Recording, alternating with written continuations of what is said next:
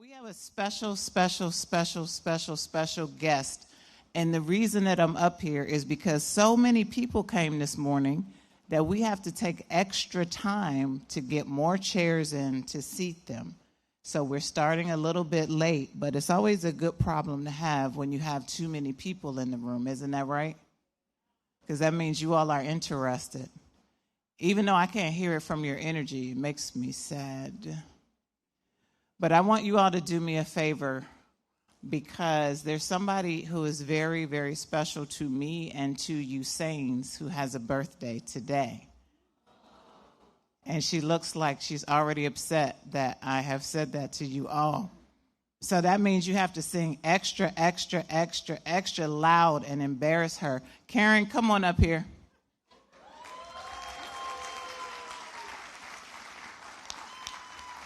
So we're going to make this the best, worst day ever for Karen. And the way we're going to do it is that each person in this room, and we have more than 250 people, is going to walk up to Karen today and say what? Each one, okay? I just want her to be...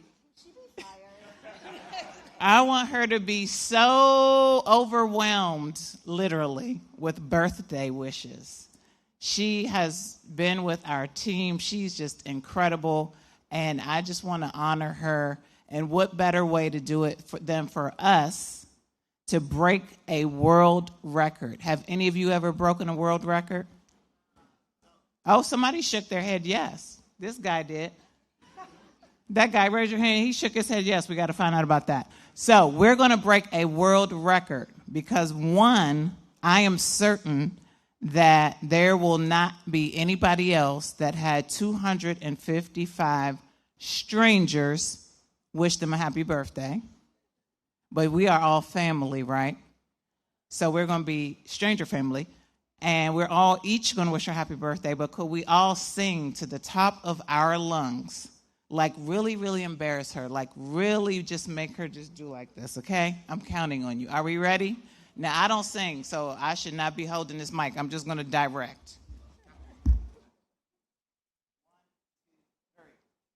Happy birthday to you.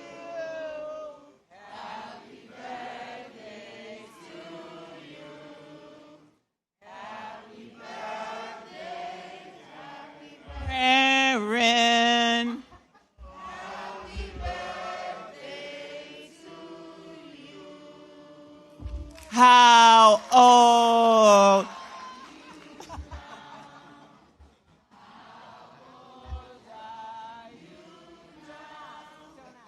How old are you now?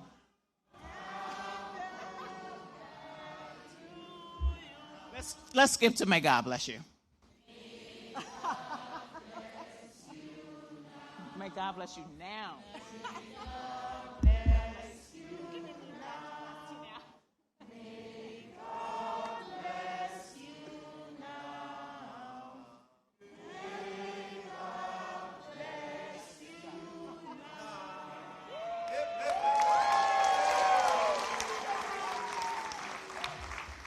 Thank you so much, you all.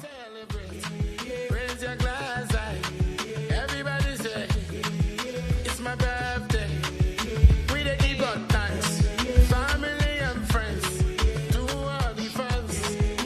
Step out clean. Brand new day. Sun dey shine. We dey okay. Plenty music DJ dey play. Happiness full ground. We dey okay. Smile for your neighbor. Shake your hand. Shout out music. Be that sound. No worry today. Make you understand. Life too short. We go dance for the last. My birthday. We dey celebrate. Raise your glass high. Everybody say, it's my birthday. We dey give God thanks. Family and friends. To all the fans. Things I see this year. That for sure you say God is here. I just to celebrate my time. I just to live my life. Oh, mom, you just for giving me another life. I pray for my fans every day.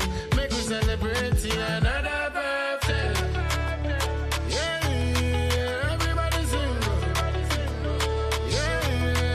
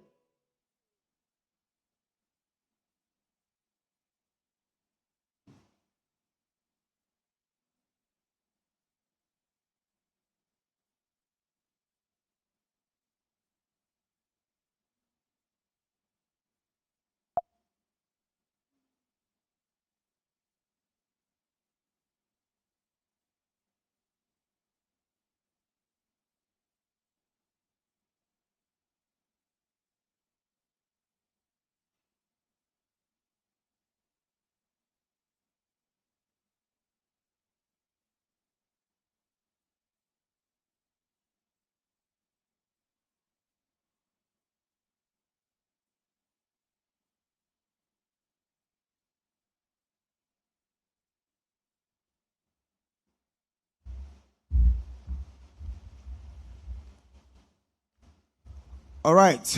Good morning, everyone. Good morning. Yes, that was better. So I want to welcome you to day 3 of the United States Africa Nuclear Energy Summit. And I want to believe that you had a restful night, especially so because yesterday we had a shorter day than the first day. Even though I know that some people try to relieve the excitement from the first day. And talking about excitement, if you are here for the first time today, let me tell you, we've had a wonderful first 2 days. We've had very insightful discussions, wonderful speeches, and then the gala dinner that I think you should not miss the next time you hear about it. Because after that day, trust me, when I see some people, I have to now look at them from this side of my spectacles because I want to know if they are the ones I saw in that mood that night. Put your hands together for yourselves. But we are fine because I surprised my own self too because I received a video that a friend made of me and I keep looking at it the same way. So we are on the same page. All right, so today we are focusing on artificial intelligence. And I think that we couldn't have left this summit without giving it the kind of attention we are going to give it today. Because whether you like it or not, this is what the world has become. And this is what is going to drive the future. So to kickstart today, we are going to take a welcome address from the Ambassador, Permanent Missions, Embassy and Permanent Missions of the Republic of Ghana in Vienna. And this is going to be done by our own Ambassador Matilda Aku Alomatu Osei Ajiman. She has been here from day 1 and she continues to be with us. Ladies and gentlemen, please put your hands together as we welcome her to take these remarks.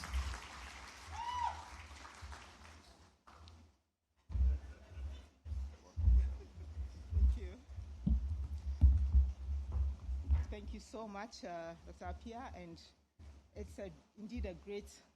indeed a great honor to be here today, and it's even more exciting to see our students here in their numbers. Thank you so much for coming. Honorable Minister, I know we have a minister in our midst. I don't see him here this morning.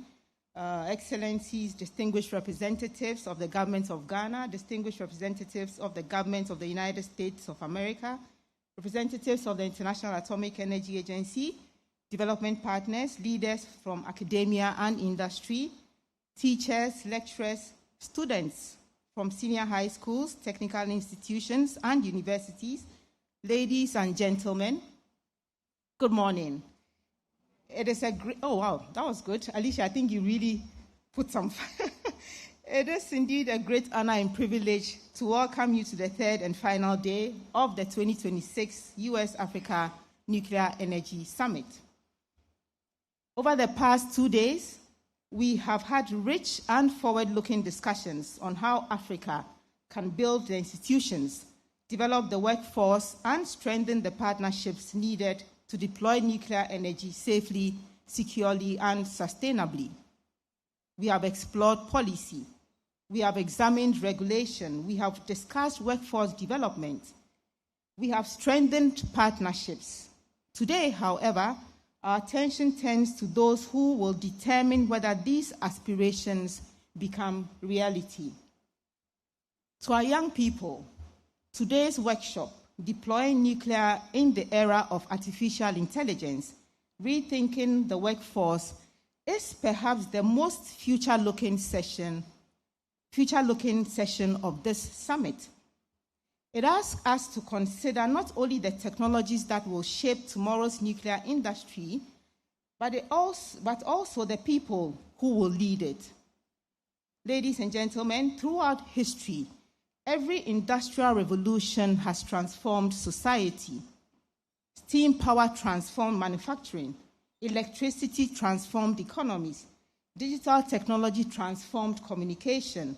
And today, artificial intelligence is transforming virtually every aspect of human activity. The nuclear sector is no exception. Artificial intelligence is already being used to improve reactor operations, predictive maintenance, radiation monitoring, scientific research, emergency preparedness, cybersecurity, and knowledge management. It is changing how we learn. It is changing how we work. It is changing the skills required for the jobs of tomorrow. Rather than replacing people, AI is redefining what it means to be a skilled professional. This presents both a challenge and an opportunity for Africa. Now, Africa's greatest strategic advantage, much has been said about Africa's youthful population. Indeed, as said earlier, ours is the youngest continent in the world. And we heard earlier that by 2050, 1 in every 4 people in the world will be African.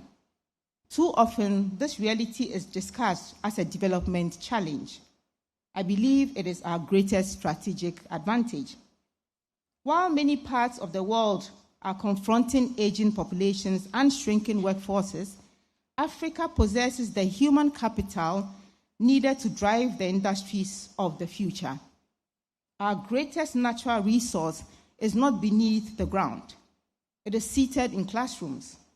It is found in laboratories. It is learning in technical colleges, and it is sitting right here in this room today. If we invest wisely in our young people, Africa will not merely participate in the 4th Industrial Revolution, it can help lead it and perhaps own it. The workforce of the future required for tomorrow's nuclear industry will be fundamentally different from that of yesterday. Tomorrow's nuclear engineer will work alongside artificial intelligence. Technicians will use augmented reality and digital twins. Scientists will analyze enormous volumes of operational data. Regulators will increasingly rely on intelligent digital systems. Cybersecurity specialists will become just as essential as mechanical engineers. Communication professionals will use AI to engage the public more effectively. This means that preparing the workforce for the future requires us to rethink education itself. Technical competence alone will no longer be sufficient. Tomorrow's workforce must also possess digital literacy, critical thinking, creativity, adaptability, and a commitment to lifelong learning. And I guess this brings us to mind of what Commissioner Wright said, which probably leads to what I will paraphrase, that when we fail to plan, then we plan to fail. And this ties in with what Commissioner Wright said yesterday. Now, we have an opportunity for our African youth. To the many students joining us today, I would like to speak directly to you. Many of the careers you will pursue have not been invented. Many of the technologies you will develop do not yet exist. Do not allow anyone to convince you that Africa will always follow technical trends established elsewhere.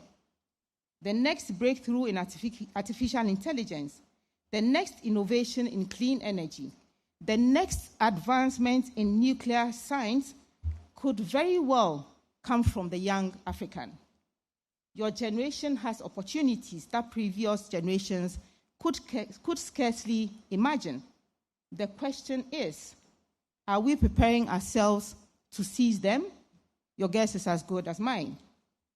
Now, the importance of international cooperation cannot be underestimated as well. As Ghana's permanent representative to the United Nations Organization in Vienna, I have the privilege of witnessing how international cooperation accelerates scientific progress. The International Atomic Energy Agency has demonstrated for decades that knowledge grows when it is shared. Partnerships between governments, universities, research institutions, and industry create opportunities that no country can achieve alone. This summit reflects that same spirit. It brings together Africa and the United States of America, government and academia, industry and research, experienced professionals and future leaders. Together, we are investing not only in nuclear energy, but in human capital. Now, a call to young Africans, my young friends. Do not simply learn how to use artificial intelligence. Learn how to create it. Do not simply consume technology. Help develop it. Do not wait for opportunities. Prepare yourselves to create them. Study science, study engineering, study mathematics, study computer science, study skilled trades. Develop your communication and leadership abilities. Remain curious, remain innovative. Above all, believe that you belong at the forefront of global scientific advancement. Take up space, enter a room, and know that you belong there. Break glass ceilings. Ladies and gentlemen, in conclusion, the future of nuclear energy will not be shaped only by reactors. It will be shaped by ideas. It will be shaped by innovation. It will be shaped by partnership. And most importantly, it will be shaped by people. Africa's greatest comparative advantage is not only the resources beneath its soil, as I said earlier. It is the extraordinary talents within our young people. If we provide them with the right education, the right opportunities, the right partnerships, and the confidence to innovate, they will not simply build Africa's future, they will shape the world's future. I encourage all our students to participate actively today. Now, at the panel which we had yesterday about developing the next generation, it was indeed a joy to see that it was more of our ladies who were on that panel, and I take great pride in that, and I'm sure Alicia is very happy with that as well. But I encourage you to ask questions, challenge assumptions, explore new ideas, build friendships and professional networks, dream boldly, and I think all these issues were addressed yesterday at that panel about the next generation. I said earlier, walk into rooms knowing that you belong there. Take up the space. I don't know if we have this lady in our midst, Juliana Icha. Are you here? She's not here today, unfortunately, but an example of what she's done to project herself. So she reached out to me in Vienna one day and said she had applied for the Marie Sklodowsky Fellowship Scholarship Program, which really attracts a huge number of participants. But before she reached out to me, she had herself gone to explore how she could find space to get into that program. She had reached out to high-level people within the IAEA herself. And so mine was just to also try and push for her because the numbers were so huge that the likelihood of her getting it was quite slim. But she had already built a lot of experience herself. Her educational background was very impressive. All I did was to give it a little nudge, a little push. She found herself in there. She's remained very grateful. But these are the opportunities that I want you to seize. Go out there, look for the opportunities yourself, and then the last bit will be for people like ourselves to push for you. And I'm glad that as a young woman, she really was formidable in her quest to achieve development and advancement.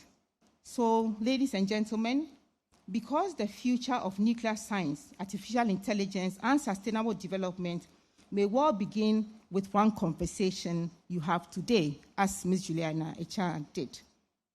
So, as Mr. Pia said earlier, once we achieve these developments, once we project ourselves and develop ourselves, then the fun will follow like we had at the gala dinner, where we can really unwind and enjoy the fruits of our labor.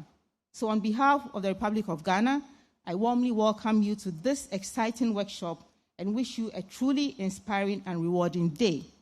God bless Ghana. God bless Africa. God bless Africa-US relationship. And may our shared pursuit of knowledge continue to unite us in building a safer, more innovative, and more prosperous world. Thank you so much.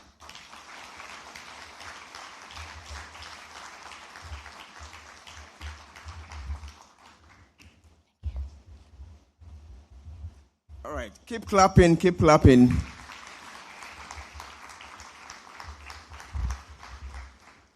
Another inspiring and forward-looking speech. So it promises to be a very exciting day, isn't it? And of course, where else can you find knowledge, insights, and excitement all at one place, if not for United States Africa Nuclear Energy Summit? Put our hands together for all of you. So this morning we have been joined by the youth, our future. Students from different institutions, and I want to take this opportunity to acknowledge them.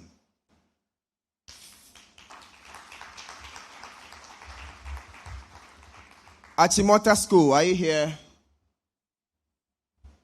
Maybe not yet. Achimota School, please let's see you.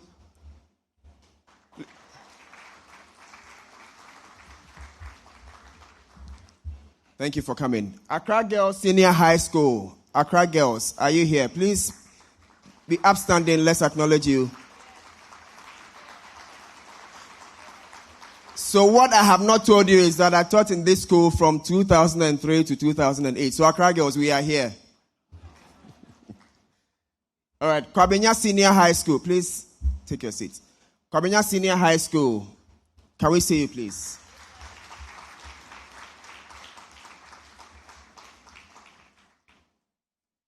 I have been warned not to skip this one. If I do, I'm in trouble. New Nation School, are you here? Shall we see you?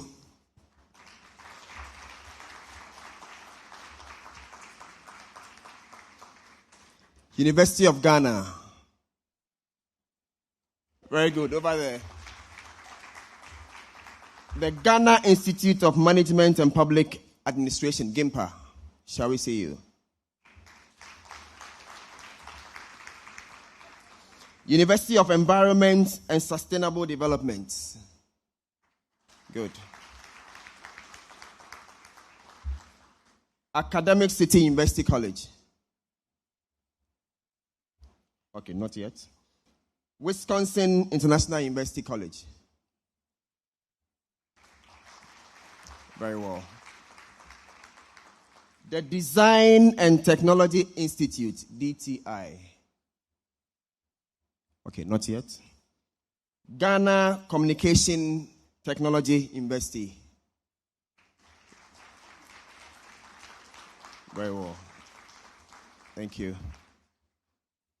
NCUK. All right, not yet. University of Wolverhampton.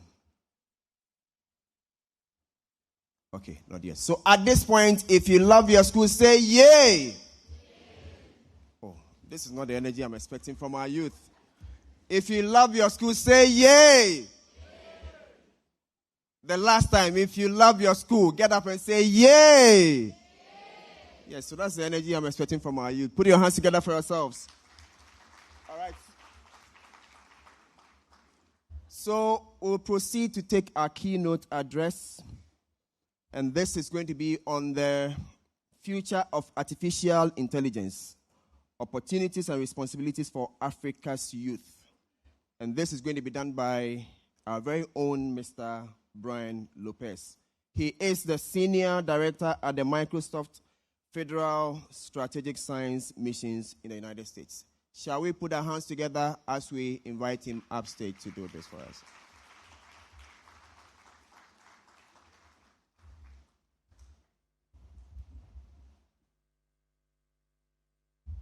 All right, so I've been told it's going to be a virtual presentation. So please, let's stay tuned.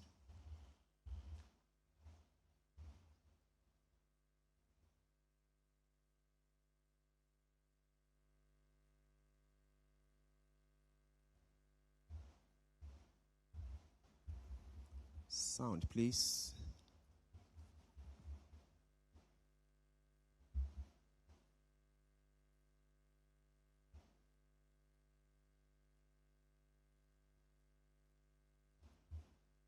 Our sound engineers, can you help us?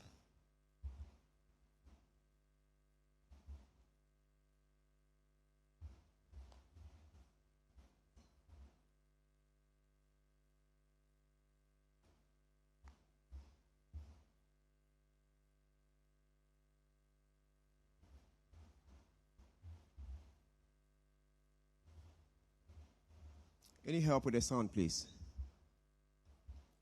1 minute, okay. All right. So please, let's have some patience as they sort the sound out. But I hope and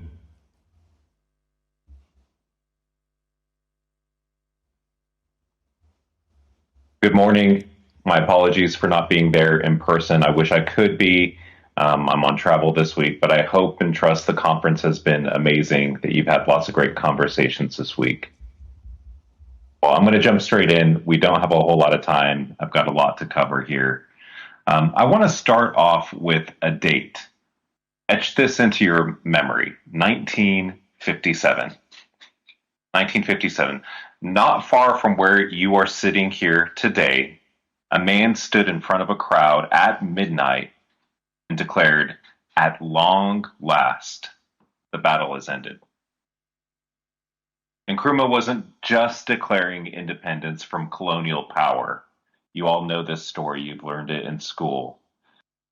He was declaring something much harder, that a country that the world had largely written off as not ready was going to take its future into its own hands. It was going to build its own narrative, its own story arc. That arc that many of you have passed by, maybe you even passed by it going to this conference here this morning, has etched on it freedom and justice. That wasn't built to just be a gift for Ghana. It was built as a remembrance. It was built as something to mark the responsibility that Ghana chose to carry itself. I believe we're standing at another moment that's very similar in history. We're standing at a second midnight, and no, not a political one, but a technological one. The question isn't whether Africa should be using AI or if AI is coming to Africa. It's already here. The real question that I want you to ask yourselves is, who gets to hold the pen that writes the next chapter of Africa's nuclear future? Ask yourself that. I would go on a limb to say it's the people in this room. Take a second, look around. It's these people in this room. This is not a someday. This is now. And I want to tell you why this isn't just an abstract for me. My wife and I have 10 children. 2 of them, twins, are from East Africa. And our family's big. We've adopted a handful of times over. But Africa's culture, its sustainability is important to me. And so when I talk about Africa's future and next generation, I'm not speaking as an outside observer. I'm speaking as a dad. I'm speaking as a father who watches this continent's future walk through my kitchen every morning. Right now, one of the twins, Bentley Waswa, is in military basic training. And so he's learning a different kind of mastery, right? A mastery that comes through repetition, through a lot of mental toughness, a lot of physical demand. And it's required that people who have mastered these skill sets previously teach Bentley these skill sets. Now, his twin, Bella Nakato Namayanja, just started at university, and she is using tools that I could have never imagined using at her age. Those tools did not exist when I was in college. Both of them are excellent at what they do. They're both brilliant. They're smart. They're disciplined. They're strong. What's different isn't their character or their capability. It's which tools are in front of them to help them get going, to help them start each day. And that's the thesis of this conversation here this morning. The thing that I want you to walk away knowing is whatever path you take in life, there are tools in front of you, and you have to use that to the best of your ability. I've spent my entire career in high consequence, high stakes environments. I've worked at national labs, I've worked at security agencies, and I've worked at the United States Air Force research lab in high consequence, very complex systems. And so when failure happens in my previous roles, it wasn't simply just a bug that was being tracked. Lives were at stake. This would be a headline if something bad happened to our processes, our system, our flow, our operations. And so I know what it's like when the stakes are high and consequences are real. You all know probably better than everyone else that nuclear has largely stayed frozen in how it operates for roughly the last 70 years. And that's for good reason. It's unforgiving of shortcuts. We cannot do shortcuts because we cannot risk the outcome of doing something wrong. But the challenge there is that discipline and understanding how that operates requires a massive pipeline that takes decades to transform the workforce. You have to have people who have lived and breathed in these systems, who understand environmental variances and different functions in physics and how things operate. They have to hand that knowledge on down. But here's the cool thing, the beautiful thing about AI is that it compresses that time frame. It compresses that the decades of knowledge and very individualized scopes of knowledge to a platform or a service or a knowledge base that is at the fingertips of anybody who's willing to use it. Here's the analogy I want you to hold on to. For most of history, think back on history for a second. For most of history, mastering something largely meant standing next to the master of that thing until you perfected it. You worked through iterations. You handed down knowledge. You got feedback and you grew. This is and really that's how nuclear operations have worked over the last 70 years. But this is the first time in history that all of that knowledge is all of the knowledge of human history is actually standing right next to you right now. It isn't compartmentalized persona by persona by persona. It's available to you right now.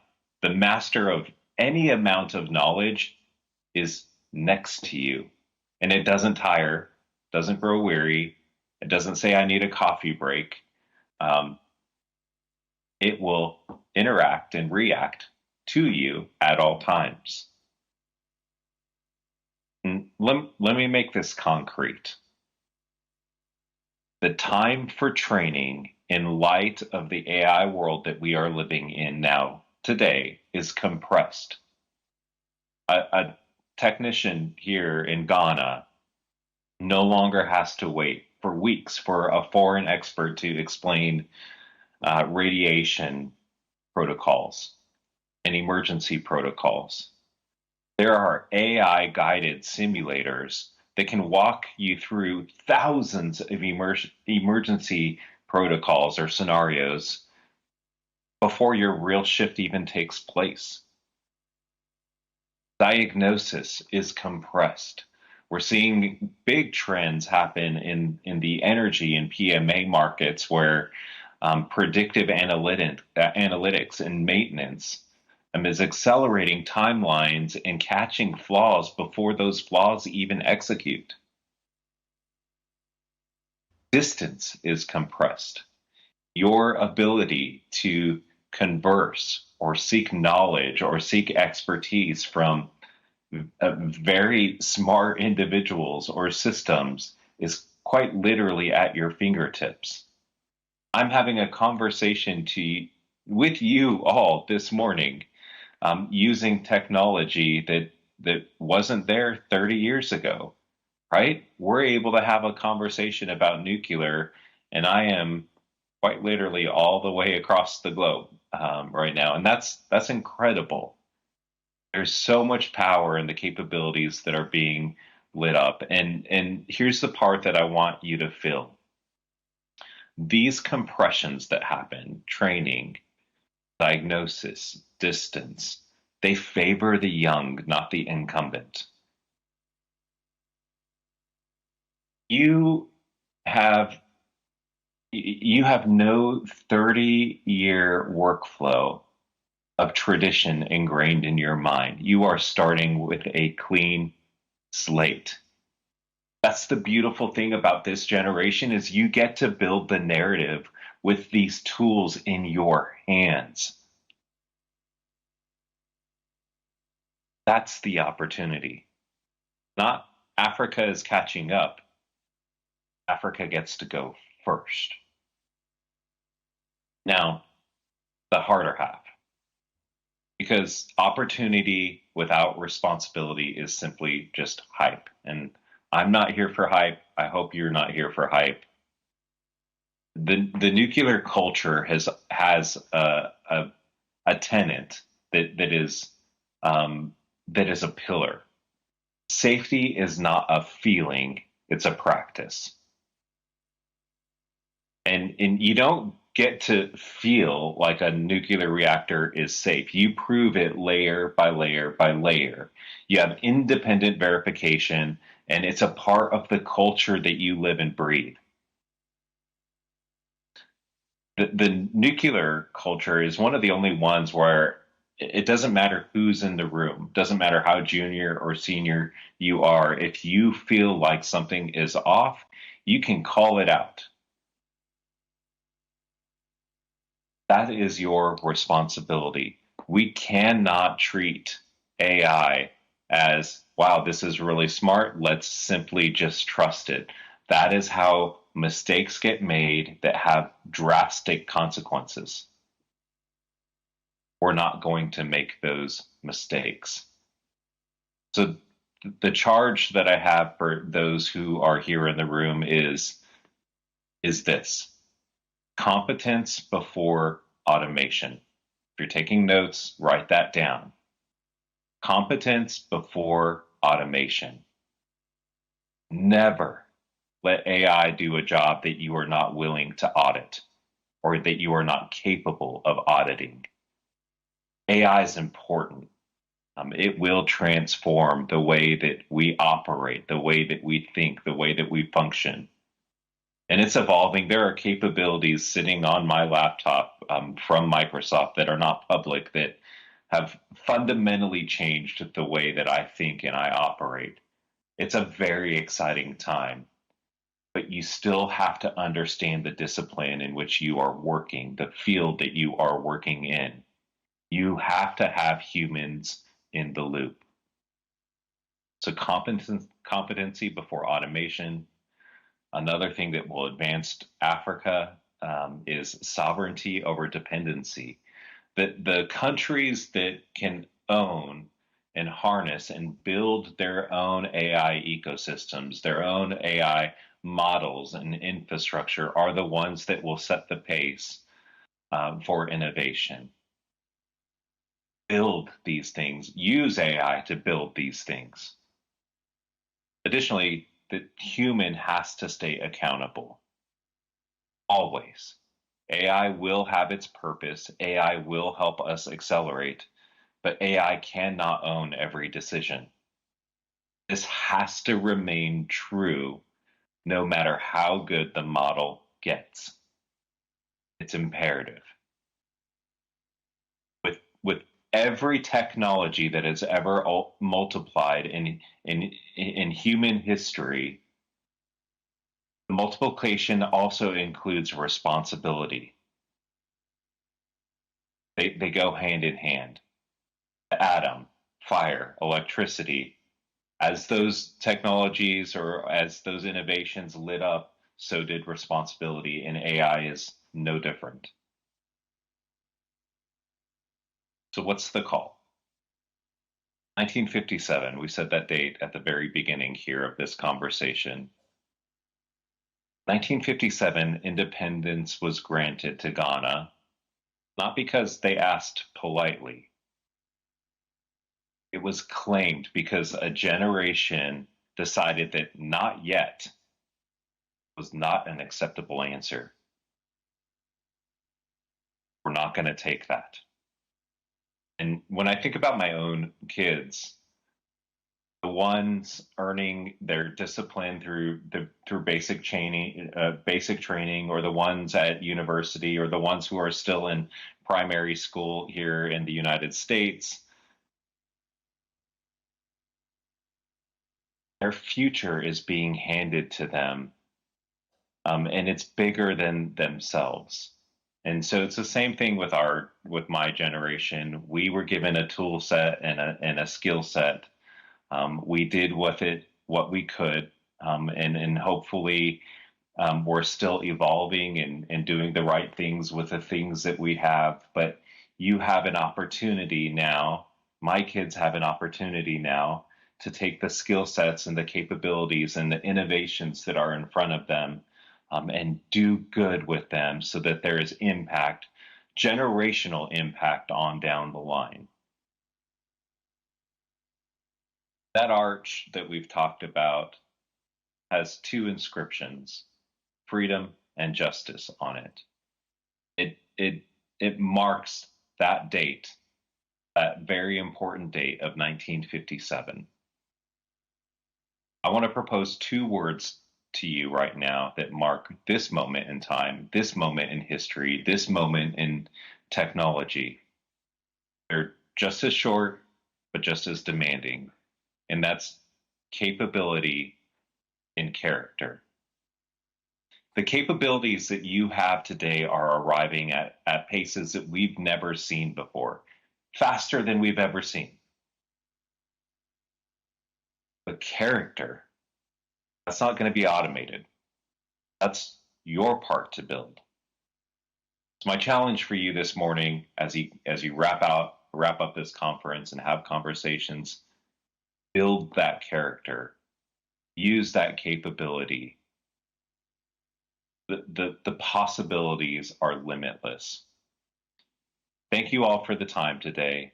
I hope and trust that you have a great conversation, a great conference. Again, I wish I could be there, but thank you for the moment. Have a great day.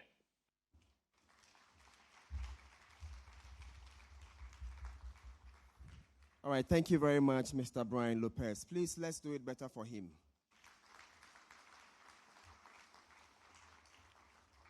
And so, yes, the question is not whether AI is coming to Africa or not. It's already here. And so if it is, then let's get in. As we get into it, let's not forget the fact that he mentioned competence before automation. And so at this point, we are going to get started. But before we do so, please help me acknowledge the Graduate School of Nuclear and Allied Sciences. They have actually been here from day one, and they are here with us today.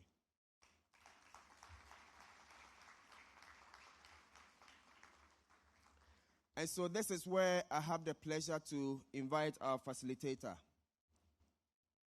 to take us through Nuclear AI 101. He is a Special Computing Department Manager of the Idaho National Laboratory of the United States of America. Ladies and gentlemen, please help me welcome Dr. Emerald Ryan.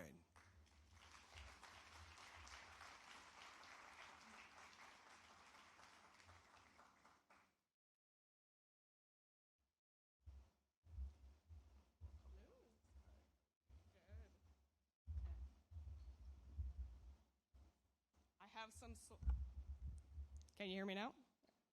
Okay, I have some slides, so I think we're getting them pulled up. But while that's happening, good morning, everyone. Oh, we're getting better. I like it. First off, I want to say thank you so much for having me. It has been an absolute pleasure to be here, to interact with all of you, and to see the energy that you all have for Africa's nuclear energy future.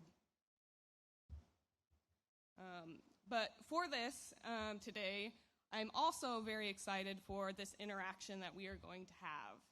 And with that, I hope you key in on the word that I chose. I chose interaction. That means I am not just going to stand up here and lecture to all of you for the time that we have.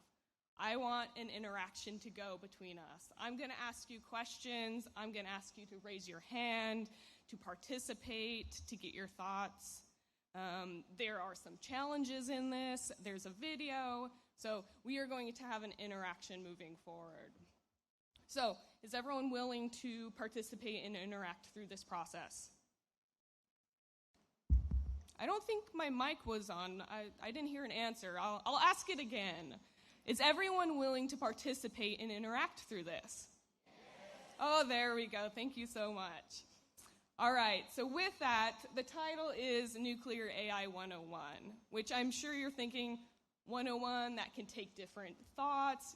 You just told me you're not going to lecture to me. What are we going to go through? What are we going to talk about?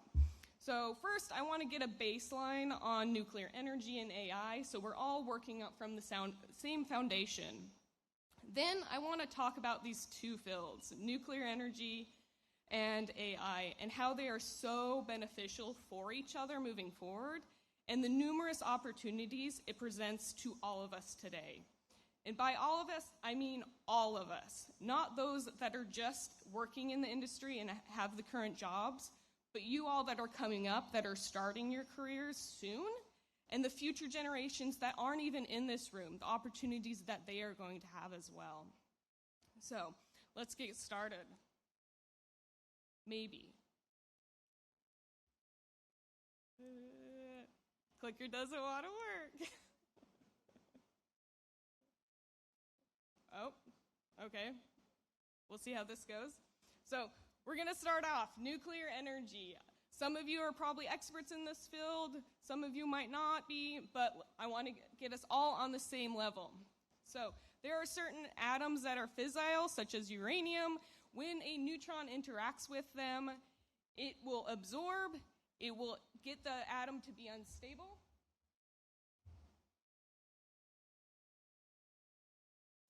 The atom will unstable, and it will split apart.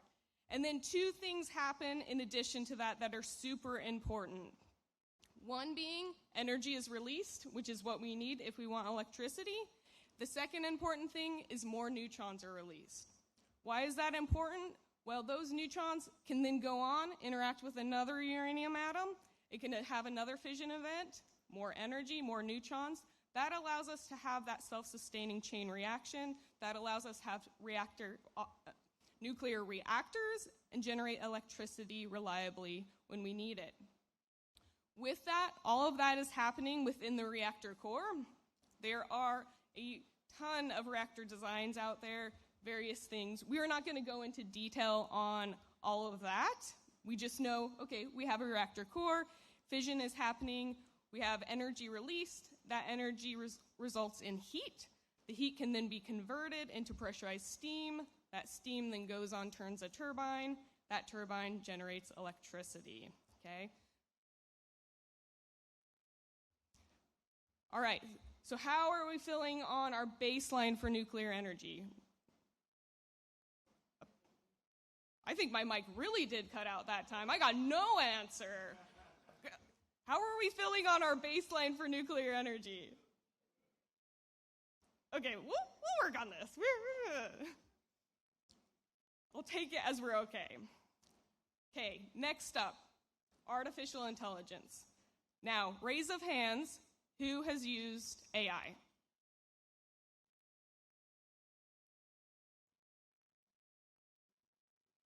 There's some hands that aren't up. I'm not sure if I'm buying that yet. We'll see. Okay, those that have raised their hand that said, yes, I've used AI, how have you used AI? Shout out your answer. Or we'll get mics. For information? How have you used it? Was it for, like, ChatGPT? Yeah? Okay, that's the answer I was hoping for. That's the typical answer I get when I ask that question of how have you used AI, and it's ChatGPT. which is great. It has changed how we do things. It is publicly, known. It's what's really brought AI up to the front. However, AI is so much more than just ChatGPT. On your phones, your text messages, emails, how many of you have spam filtering on that to get rid of those junk, phishing emails, things like that? Yeah? AI. How many of you with your phones use your facial recognition to unlock it? Yeah? Okay. AI. How many of you have streaming or social media accounts that then will provide recommendations based on, hey, you've viewed this, you've liked this, you follow this person, you might want to look at these others? That is another AI application. So with that, now, who all has used AI? Raise of hands. Okay. Most people. If there's someone that hasn't, maybe let's talk and we'll see if that's really the case.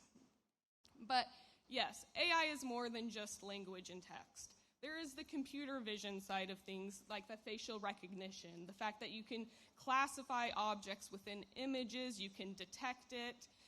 There's the audio and speech where you can communicate with AI. It can translate between languages. We have prediction analysis, like looking at the weather forecast based on trends and other data. We can look at optimization and scheduling and planning to say what's the best use of our resources. There's generative AI besides the text ChatGPT side of we can create images. We can create images like this on the slide using AI. We can do music and sound, videos. There's agentic AI. So agentic is kind of the new thing that's coming on. You may or may not have heard of it, but essentially we have agents that have specific skills. So you might have an agent that says, I'm a computer vision agent that will detect people in images. That is my skill. And you might have another agent that says, okay, I'm going to read documents and summarize it for you. So you have all these agents with their specific skills that you can then put together and then have a workflow and then ask questions or say, I need this. And then an orchestrator can go in and say, okay, based on that, you're going to need agent A, and agent B, and agent C, and get what you need from it. And then also there's the knowledge and reasoning side of things where you can give it multiple information, different types of information. It can piece it together, it can reason through it, and it can make decisions and help make those connections. So, AI is more than just ChatGPT. So, with that, our first challenge. So we are going to challenge Claude. And Claude is not a friend of mine that is a person. I'm talking about Anthropic's Claude. I'm talking about AI Claude. Although I do consider him a friend, we work well together, and we have conversations. It's a pretty good relationship. But we are going to challenge Claude. What does that mean for all of you? Again, participation, but what you are going to see. On the screen here, on the left-hand side, you are going to see text appear. Where is that going to appear? Right here. Okay? So you will see text. Don't worry about the other side. When the text appears, I want you to read it. Does everyone understand the ask? Yes? Okay. So I will go 3, 2, 1, go. Text will appear, and we'll go forward. Okay? All right. 3, 2, 1, go.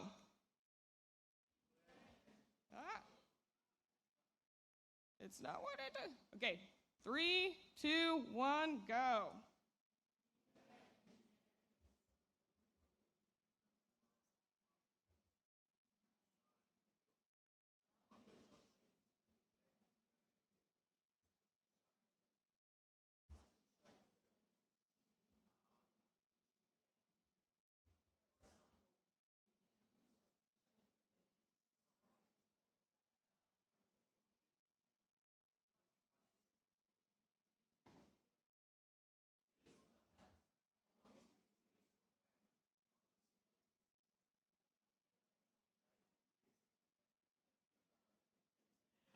Okay, so did you see what happened there?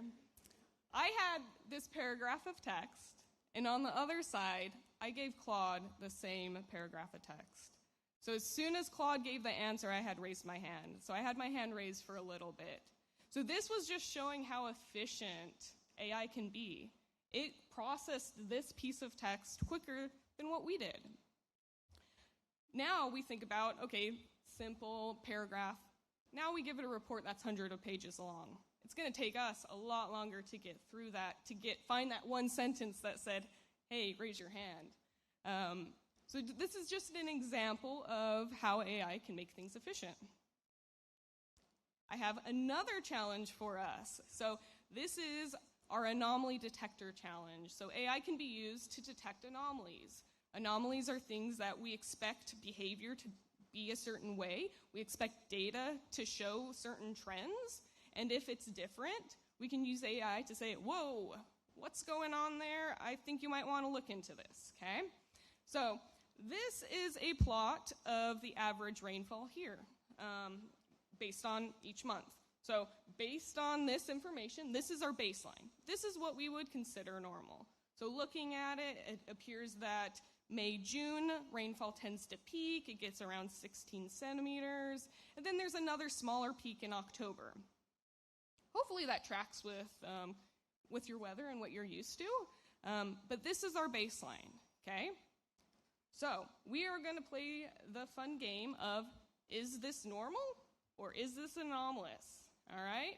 So I'm going to show you a plot, and then look at it, evaluate it, and then I'll ask the question, okay? Here's our first plot. All right, look at it. Now raise your hand if you think this is normal. Okay? Now raise your hand if you think this is anomalous. Okay, see some hands. Why is it anomalous? January is very high. Correct. If we looked at our baseline, it was very low, not a lot of rainfall. January, well, I bumped it up. So this one's anomalous. Ready for round two? Okay, normal, anomalous.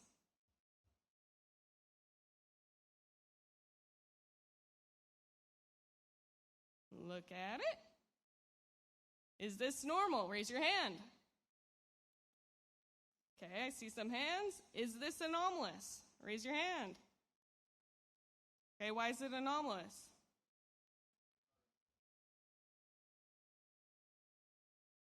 This one's normal. This is the same as the baseline, actually. This one has not changed. Okay, round three, normal or anomalous?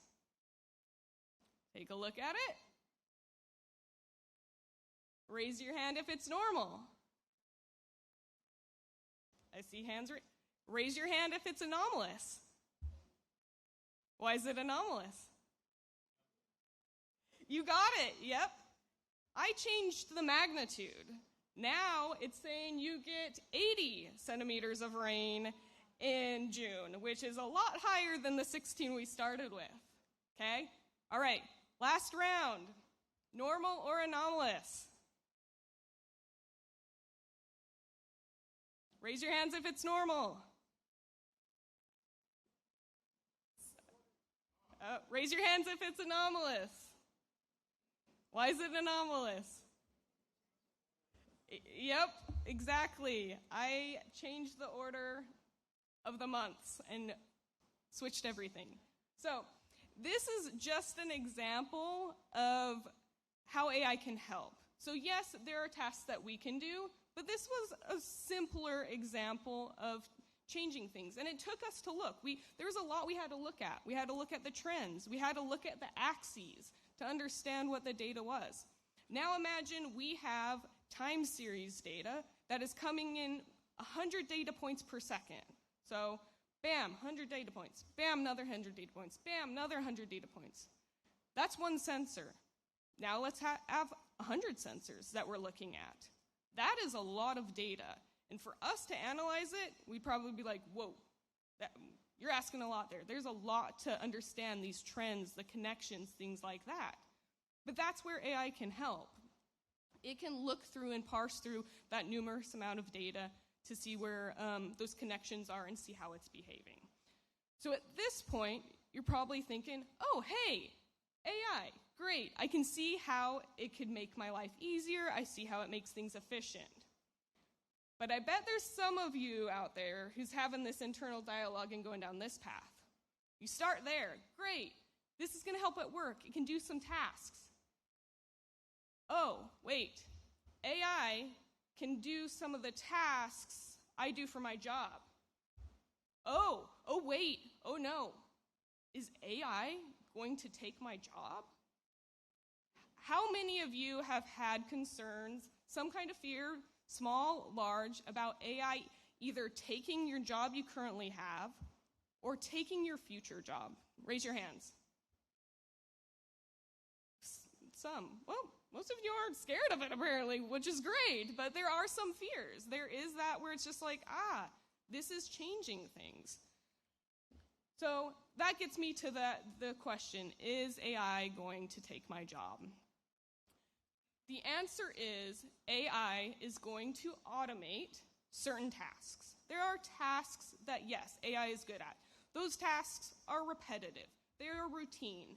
It's like all of that data. It's like parsing and summarizing things. Yes, those things AI is good at. And when I talk to people about AI and trying to get them involved, a lot of times the conversation goes, I want to learn about your work. I want to understand what you're doing. And most importantly, I want to know about those parts of your job that you do not like. That when you say you have to do this, you're like, oh, not again. Those tasks typically are the good ones for AI because they are repetitive, they are routine, they are time-consuming. And then once you get people on board, they're like, oh, wait, I might be able to pass that off to AI, and I can do the things I want to do and be innovative and creative? They're like, oh, yeah, okay, I'm on board now. But AI is changing things. It's similar to the Industrial Revolution. When that happened, yes, certain manual tasks were changed. They were then automated. But with that, new jobs were identified and created. We had factory workers, we had factory engineers, we had machinists. AI is the same thing. Yes, there are tasks that are going to be automated, but new jobs are getting created. We have our cybersecurity, simulation engineers, data infrastructure, understanding how we oversight AI and validate it and verify it. So it's constantly changing. And with that, if we look at the workforce today in the industry and you go up to talk to companies and say, hey, what are you thinking for the workforce? They're not going to say, oh, we're perfectly staffed, we're good, we're not hiring. They are typically, we need people, and we don't have the people. Do you have people?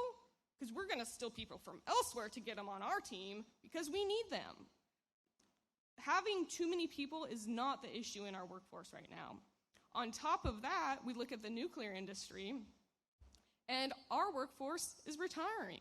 So not only is there the demand for new jobs and new creation, the workforce we have is leaving. So we need you all more than ever to keep this going, to get this momentum, and we are excited to have you. So, we're going to now talk about this connection between nuclear and AI. So, this is a two-way street. So we're going to start, we're on one side of the street, and we're walking down, and that is our Nuclear for AI street. So, Nuclear for AI. Raise your hand if you know for 100% sure that tomorrow at 9:36 a.m. you are going to use AI. Wow, 9:30, you know you're scheduled by the minute. Okay, I like it. Well, there's a couple that raised their hands, so we're gonna, I'll broaden the question a little bit. Raise your hand if you know for sure, 100% certain that you are gonna use AI between 9 a.m. and 10 a.m. tomorrow. Okay, a few more hands. I'll broaden it even more. Okay, how many of you kind of sort of think you might like to use AI sometime tomorrow? Okay, more hands. Well, guess what? We need power for that. We need electricity and energy So AI needs reliable power just as much as all of these other industries. And as AI is growing, and as we've heard throughout this summit, electricity demand is up in general. AI is not helping that because now we want it more. We need more electricity. We need more nuclear power plants. So nuclear is that nice, reliable, constant source of energy, and that's why a lot of technical companies and AI is looking towards nuclear for powering their data centers. Because when we send a prompt to ChatGPT, it is going to a data center to compute so that we can then get the answer back, which requires the electricity. So as far as nuclear goes, I know we've talked a decent amount about it, but yes, it is on the rise. Looking at the global nuclear build-out, there's around 80 under construction nuclear reactors, 120 or more planned. Looking at Africa in your snapshot, there's 2 operating reactors in South Africa, 4 being built in Egypt, and many, many countries, as we've seen throughout these 3 days, are planning on and considering nuclear to move forward. So this isn't just an electricity demand, but AI also needs it. So that's one way of our two-way street. We are going to go, we're going to stop, we're turning around, and we're going back down that same street we just did. And we're going to go the AI for nuclear route. So what are some thoughts on how AI can help nuclear? How can you use AI for nuclear? No thoughts. No one has any ideas. Huh? Yes, review of licensing reports. Great. Instrumentation and control. Awesome. Other thoughts? Yeah. Simulations. Yes. Perfect. Great. Oh, safety. You're crushing it. Yeah. No. Another one? Digital twins. Yes. Okay, perfect. See, why am I up here? You guys all know this. So here are some capabilities that AI can be used for nuclear. A lot of them you have all touched on, where it's like operations. Can we look towards autonomously operating nuclear reactors? The network monitoring, predictive maintenance, flagging anomalies that occur through the various things, understanding when components might be failing and replacing them before they fail. Looking at optimization for sensors and where they should be placed such that they're most efficient for our data collections. Risk assessments, safety assessments, the regulation and requirements, making sure that we're meeting our requirements and saying, oh, if we're not meeting them, where are those gaps? Where do we need to work on? Looking at simulations, instrumentation and control systems, reactor design, as well as document creation and generation. So obviously there is a whole bunch of capabilities that AI can help out with nuclear. So next I have a video that is going to highlight some of the work related to Genesis mission and Prometheus project, and I'm hoping that this gets you a little bit excited about your future. And there's no sound. Let's see if we can fix that.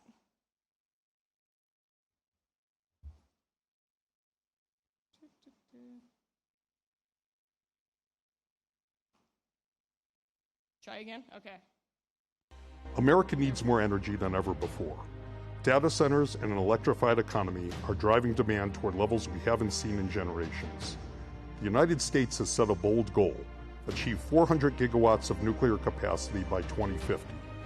But nuclear power has been held back by long deployment timelines and rising costs.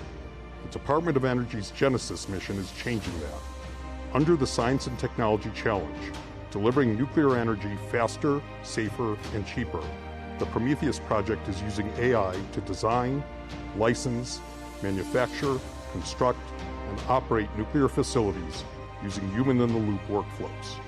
Leading that charge is a first-of-its-kind platform, powered by a coalition of national labs, universities, reactor developers, utilities, and industry's top AI and cloud providers.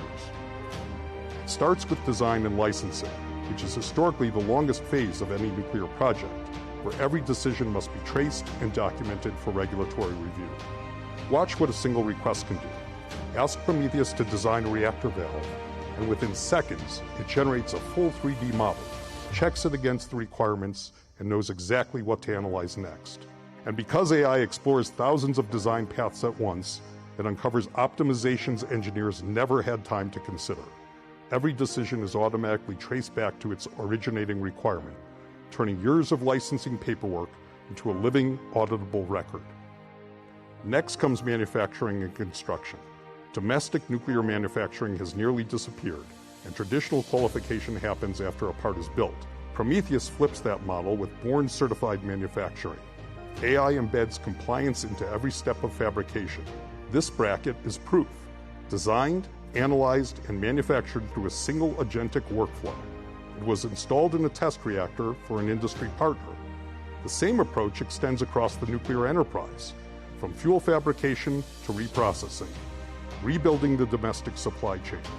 On the construction side, Prometheus brings that intelligence to the build site as construction unfolds. Once a reactor is built, it has to run safely, reliably, and affordably. Today, operations remain labor-intensive and manual, driving up costs. Prometheus is laying the groundwork for autonomous microreactor operations. Physics-informed digital twins are showing early promise in detecting anomalies before they even become problems. And here's where Prometheus becomes truly transformative. Operational data flows back into design and manufacturing, so every reactor we build makes the next one better than the last. Design, licensing, manufacturing, construction, and operations. Powered by unified AI infrastructure, 8 decades of nuclear knowledge is finally becoming accessible. 5 work streams working as one, aiming to deliver nuclear reactors twice as fast and cut operating costs by more than 50%. This is the foundation for America's nuclear future. This is the Genesis mission at work. Nuclear energy, faster, safer, cheaper.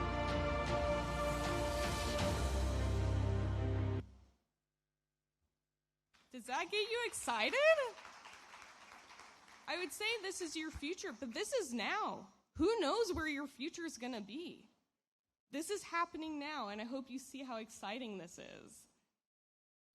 So with this, I have talked a lot about electricity and energy on that side of things, but as it was stated yesterday, this is a nuclear ecosystem. Nuclear touches a lot more than just the energy side of things. There is the food and agriculture side, where you can use irradiation to prevent food loss. You can do genetic mutation breeding, which Uganda has done for cassava crops to increase their disease resistance. Medicine and cancer treatment, using radiotherapy to detect and identify cancer, to do imaging, to treat it, to target it.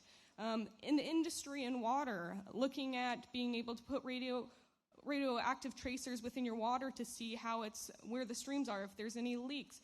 What is the recharge of things? Is there any contamination? As well as looking at components to understand what's going on within them. So instead of having a component that's like, oh, is it structurally sound? Let me cut it. Oh, I just ruined it. No, we can use radiation-based techniques to do non-destructive analysis to say, oh, it's still sound. We don't need to do anything. So nuclear is this ecosystem. It is a lot more, and it affects everyone in various different ways. So with that, I want to ask the question, how are we feeling now as far as, do you see where your skills and where your interests have a future? I have done an awful job. Should we go back to the beginning? No. Okay, I'll ask again. Do you all see where your skills and interests have a future in our nuclear ecosystem? Okay, it is a diverse area. There is a lot going on. So whatever you're interested in, there is a place for you. So we've covered this a lot in the last 2 days, so I'm not going to spend too much time on it. Essentially, we do know electricity demand is going up, and it's just going to keep on going up is what we're seeing. There is an increase in what we're expecting for AI-related jobs moving forward. And you all are a young population, which is perfect. We need you. And not only are you young now, you're growing. Your population is expected to continue to grow, so that means we're going to have this young workforce for years to come, and we need you in this area. So this just has a high-level list of kind of nuclear and AI-related jobs, again, trying to tease out that your interest is in this ecosystem, but we'll do a little bit of a lightning round as far as it goes. So we can use nuclear engineers, mechanical engineers, electrical engineers. We need technicians. We need instrumentation technicians. We need radiation technicians. We need business analysts. We need program developers. We need project managers. We need financial specialists. We need contract specialists. We need human resources. We need human factors. We need computer scientists. We need data scientists. We need visualization. We need financial people. We need communications people, we need marketing people, we need AI developers, we need data infrastructures, we need data curators, we need safety analysts, we need risk analysts, we need so many more, okay? So that is just a snapshot. I missed so many, but as you can see, we need you. What your skills are, what your interests are, we need you.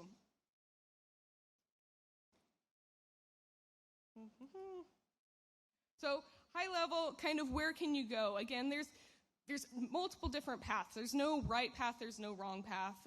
You can go the education route depending on what you want to do. If it's more on the research, engineering, design side, you can do the certification and training route where you want more of a skills-based thing. It depends on where you're wanting. Each has different time commitments, but they're both needed. We need all of it. So look at what you're interested in. Talk to people. Identify, once you know what you're interested, look for what's out there. Now, if you're very specific and you say, I want to be a nuclear materials research modeling and simulation expert, there's probably not a degree titled that. You're probably going to be, probably nuclear engineering or material science. But what you do is once you know that, you can go look in. You can talk to faculty. You can see, do they have the specialties I'm interested in? Do they offer classes I'm interested in? And that can help you tailor where you should go and where you want to end up. So build your connections. Look at internships. Internships are a great way to grab experience. This is not something where we expect you to be an expert in the field. We know you're learning. We know you're testing things. So try new things. Give it a taste test. If you think you're interested, see if you can get an internship in it. You might find, yes, I love this. You might find, not for me. Then you can go do another internship in another field. And then finally, you'll end up getting your first role. Okay, so last slide. So moving forward, so with this, I do have some advice. Again, it's advice, it's lessons I have learned through my career and my experience. With that, it is, the first two kind of go together. Build the discipline to do the hard work, to face challenges, and to work through it to get to the solution. And with that, do not box yourself in. I say that because nuclear tends to have this thought that it's very specific. A lot of people hear nuclear engineering and it's going to be, nuclear power plant reactor operator. As we've seen, it's a lot more than that. So with that, don't box yourself in. Learn those hard skills. By learning those hard skills to do the hard work, that means as things change, as our future changes, as the next AI, whatever that is, comes online, you can learn about it. You can incorporate it. You can go to those fields. As an example with me, my education's nuclear engineering. That is what I've done. A little over 2 years ago, I accepted a data science role. Had I done anything data science or AI? I had not. But here I am today, and I'm talking to all of you. I've used AI. I'm advancing AI. But I built those skills to do the hard work to learn new things. In addition to that, challenge yourself, challenge others. As you're learning about nuclear or any other field, ask the questions of, why do we do it that way? Do we have to do it that way? What about this? Challenge things. And lastly, start understanding both the physical and the virtual AI world. We need both. And we need to be able to communicate with each other. So I want to give an example. If I say, okay, depending on the room you're in, depending on the environment, different people are going to have different thoughts on that. I'm guessing some of you in this room, when I said K, are thinking, oh, that's short for okay. Did any of you think that? Raise your hands. Yeah, okay, I heard verbal. Perfect, yeah. So I'm going to change the context just a little bit. I'm going to say K equals 1, okay? With that, I'm going to put my mathematician hat on. I hear K equals 1. I see and hear an equation. K equals 1. Take my mathematician hat off. I'm going to put my computer science hat on. K equals 1. So that tells me I have an integer variable whose name is K, and that variable has a value of 1. That is a different meaning, okay? Computer science hat off, nuclear engineer hat on. I hear K equals 1. That tells me, oh, multiplication factor equals 1. My reactor's critical. I have a self-sustained chain reaction. Those are very different meanings, depending on who you're talking to. So if I were to say, I'm a nuclear engineer, hey, computer scientist, here's some data of K. They're just going to be like, okay, here's data, great. They need to understand what that means. They need to understand that, oh, K cannot be negative. K can only have a value as great as eta, which depends on the nuclear material properties. There's certain things that they don't have that context for that we need to be able to communicate with each other for. So communication is vital moving forward. So with this, progress does not happen alone. It's not in isolation. We need to work together. We need to collaborate. I am so excited to be here. I hope that your experience has been as great as mine has, and I'm excited to see where Africa takes their nuclear future, and I look forward to working with all of you and seeing all the amazing things each one of you does. So thank you so much. I appreciate it.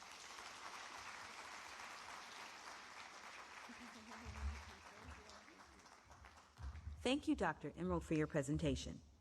Wow. That was wonderful, wasn't it? I love the engagement, the participation, the smiles on the faces, and the responses. Even though when we got to the exercise about the normal and anomalous, people were struggling very hard to beat AI. Well, all the best. Let's see how that goes. But it's all beautiful because it indicates that AI is here to stay, and we have accepted it. So if you agree this has been wonderful, please let's do it one more time for Dr. Emerald Ryan.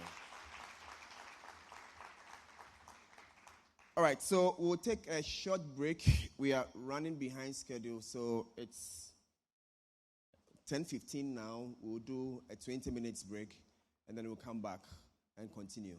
So for those of us who are here for the first time, if you want to use the restrooms, please exit this hall and then turn left. Go to the stream end and turn right. You find the restrooms over there. Or better still,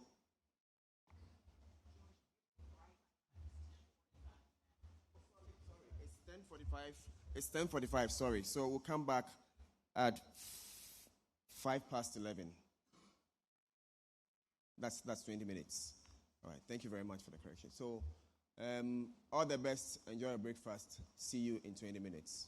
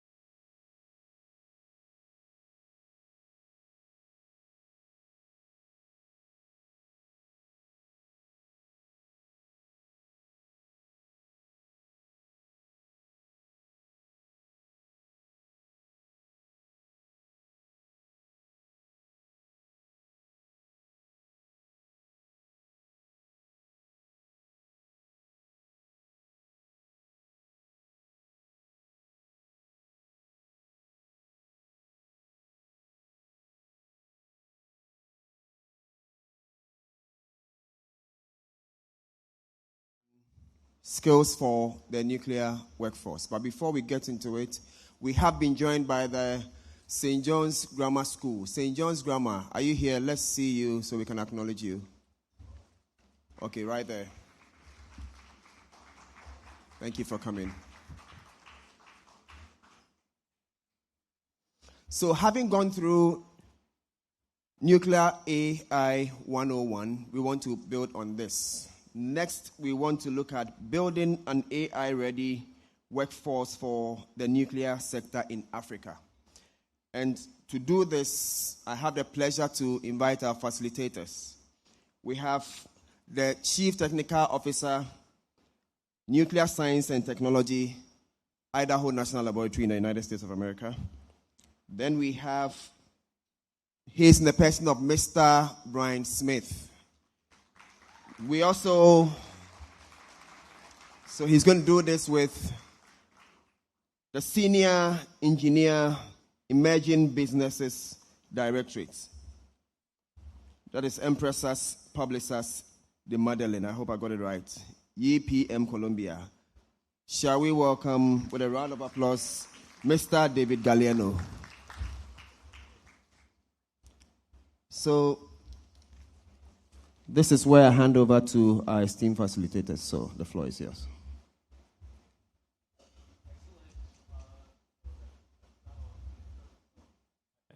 Test.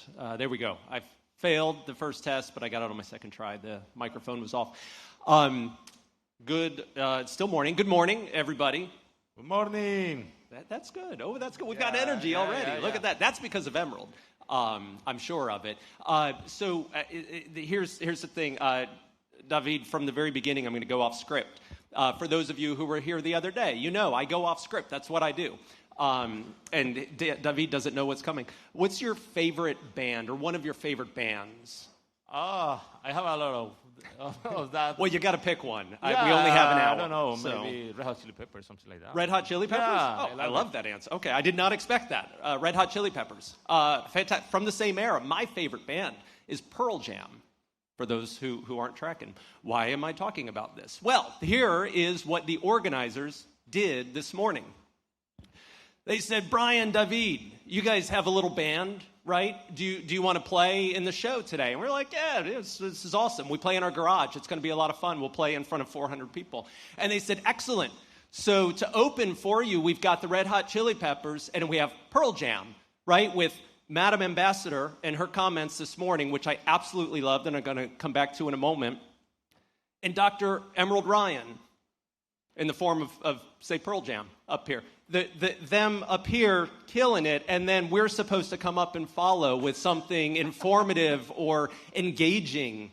Like, how do you do that? How do you do that with our garage band? That's it. That's the way it feels. Yeah. Big shoes to fill. Yeah, that's true. But let's try to fill them.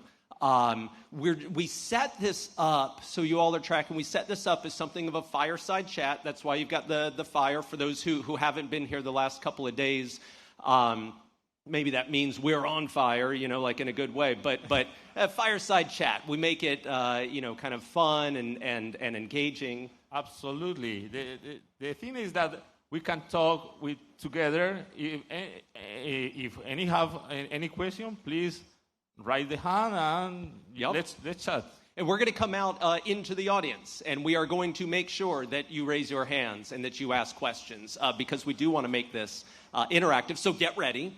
When we come out, we'll call on you if you don't raise your hand.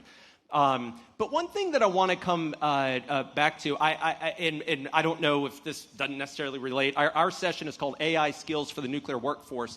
But Madam Ambassador said something in her opening comments that I want to come back to. And I have two teenage daughters. One is 19, one is 17. I so wish they were in the room to hear what you said. Absolutely inspiring. Made me slightly emotional as I listened to you and thought of my daughters. But wow, how lucky are we that the students in this room were here to hear your comments. And one of the things that you said that so resonated with me was go into a room, take up space, and know that you belong. It's powerful stuff.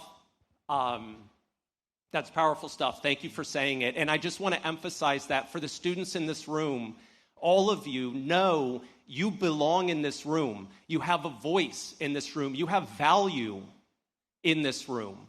So thank you for being here. Yes. And take that with you. Take that with you to every room that you go. Fill that space and know that you belong and use your voice. Yeah. There is many young people here.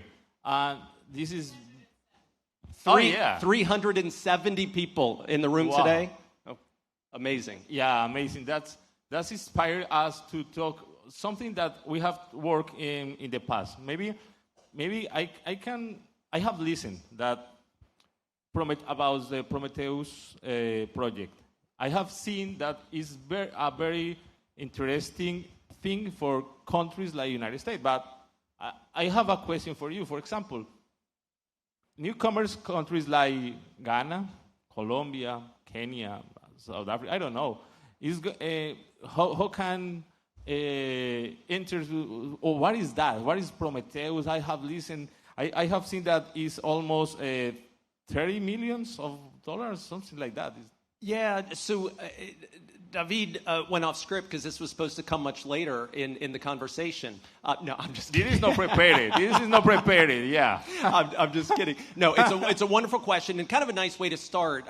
Frankly, I think what Dr. Ryan covered is such a nice way to kind of move into this. And the video that she showed on Prometheus, what are we doing in the United States to leverage AI to make nuclear safer and cheaper and faster?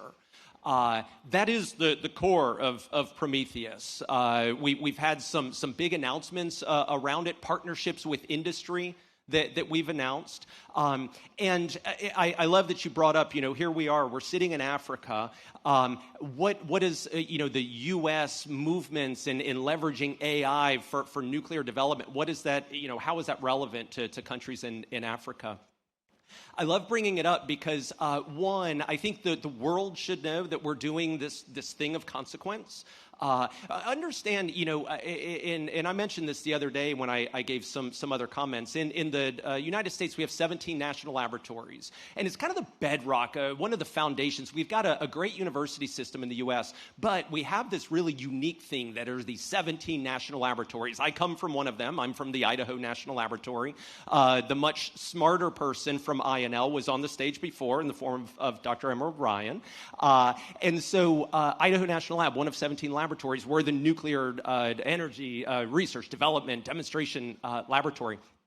And the thing is about those 17 national laboratories, they are all full of super smart people doing some really cutting edge stuff, but traditionally they haven't really necessarily worked together in unison on tackling really hard problems. We've got super fast computers all throughout that national laboratory complex, but those super fast computers are kind of doing the work of that laboratory, maybe universities that partner with those laboratories to do specific things. Harnessing all of that to come together and work on a singular objective, to go tackle and try to solve some of humanity's hardest problems. That's kind of what the Genesis mission is all about, which is kind of this overarching AI for science thing. Prometheus is the nuclear-specific part of it. Prometheus says, okay, nuclear, it can be expensive. It can take a long time to deploy. But my word, with these super fast computers and super smart people in industry that's motivated to get involved and actually put money into this effort, what can we do? What can we do to move into a new frontier with nuclear? That's what Prometheus is all about. Why is that relevant here? Well, there's an opportunity. This summit is all about finding ways to partner. Right, and so we should be here talking about Prometheus, all the stuff that I just told you, the good things that can happen with nuclear, because Africa sits at a place, we've said it over and over the last couple of days, Africa is ready. Right? Africa is ready. If you're ready, then let's partner so that you can leverage these cutting-edge tools that we're developing in the United States specifically to advance nuclear technologies. Yeah, you say something that is true. Africa is ready. Because I have listened during these 3 days, many presentations related with the Africa efforts to develop the workforce development for nuclear. But we have to understand something that is very interesting here. The new nuclear is other things different to the large nuclears, the advanced nuclear.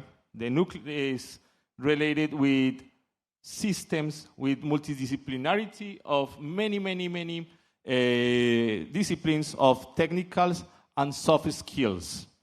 Because I have worked in thermal power plants and hydroelectrical power plants, and the people who works in that is just focused in maintenance, in electrical or mechanical, but we are going to think in another kind of professional related with data scientists, related with AI, related with, but not AI like GPT or cloud or something like that. No, we will need to understand what is going to be there inside. And Prometheus is going to be a really good point to start for the United States. I'm sure that is just the start.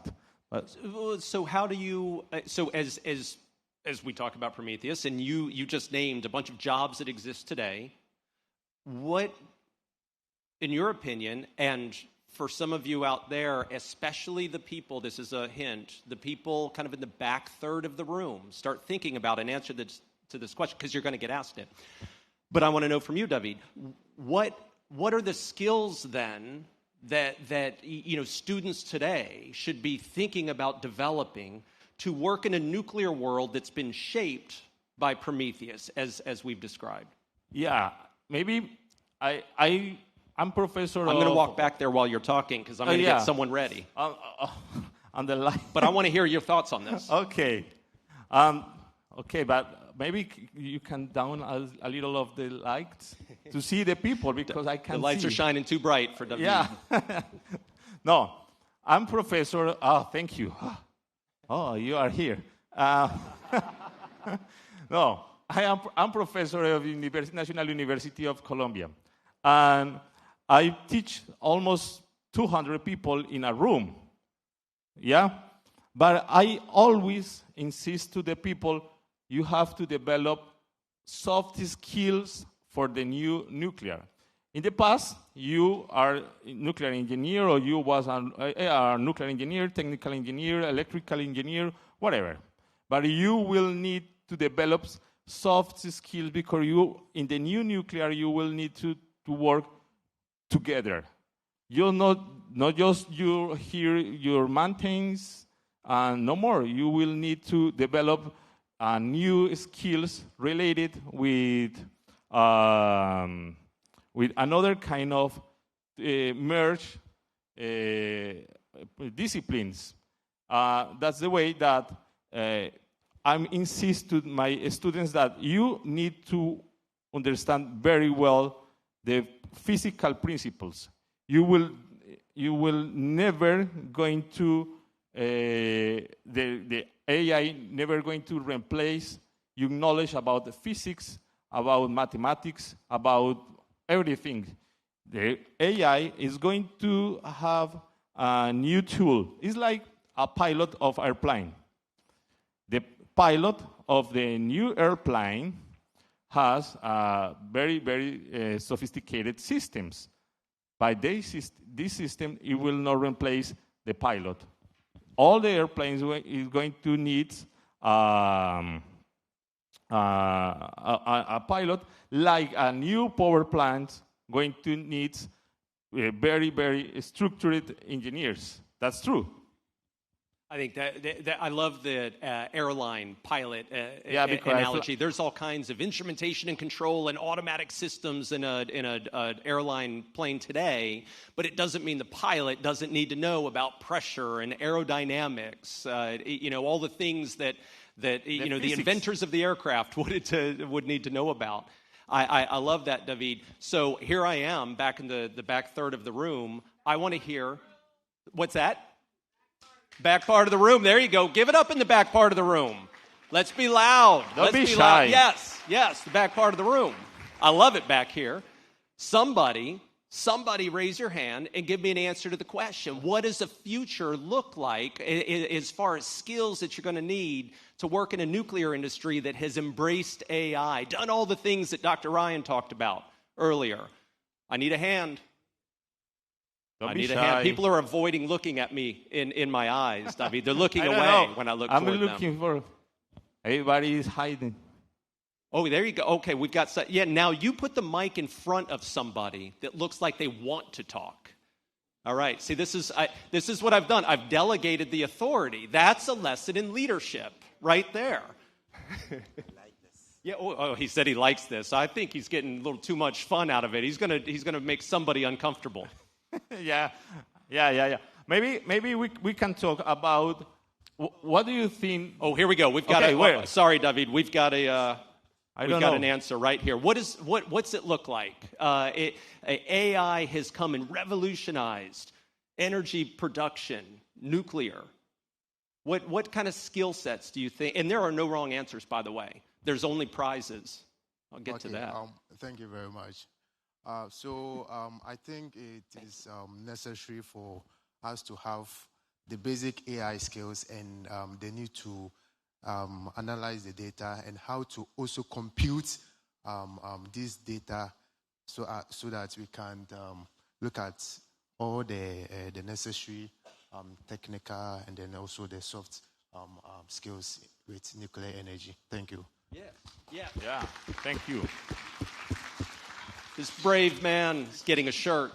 Oh yeah. Yes. Wow. So, now hands You're are going lucky. up. Now it's okay. Now we got another hand up. I love the courage. Where? Yes. Oh, perfect. Thank you. Oh, we've got good assistant. Okay. Oh, sorry. You hold it. Okay, She thank won't- you very she won't much. Go ahead. You will need a computer science skills. Computer science. Yeah. Basic computer science and data science. Yeah. It's very important. You need to analyze and do some simulation, other things. So you need those skills. And also skills in nuclear engineering, because you're going to man a nuclear facility. So you should have basic knowledge in nuclear engineering or nuclear science and technology. It's very important. Thank you very much. Very important. Great answer. Both of those answers had to do with humans, right? Notice, there are humans involved in looking at the output of these systems, and I think that's fantastic. Yeah. Maybe I'm going to complement.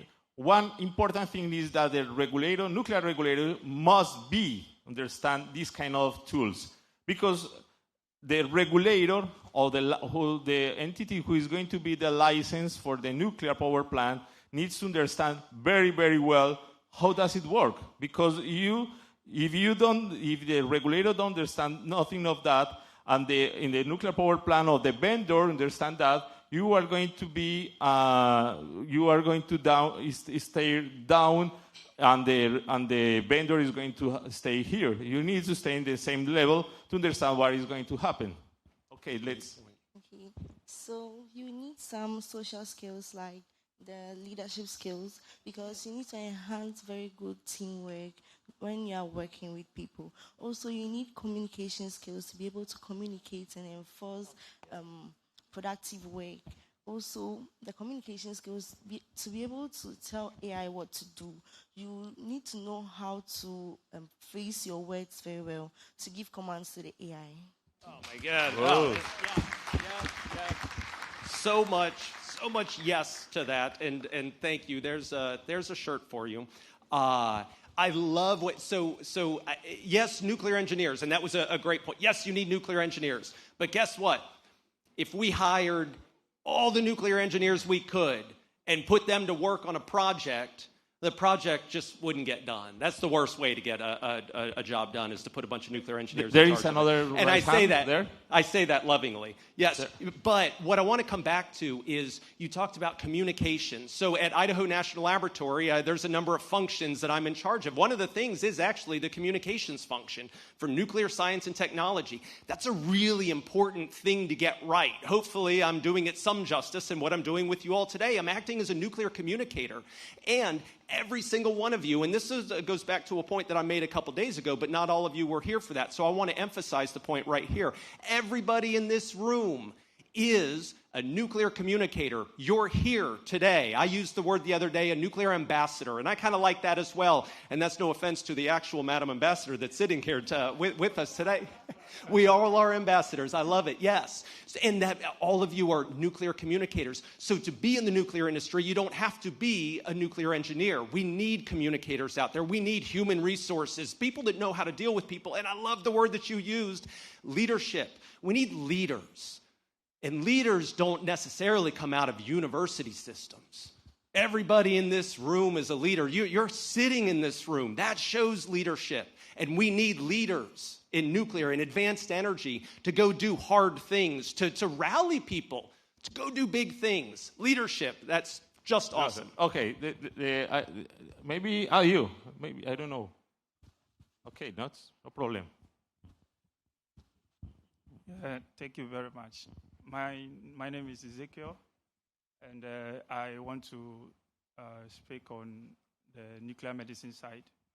Yes, so I had the opportunity to work on the SPECT-CT machine for diagnosis.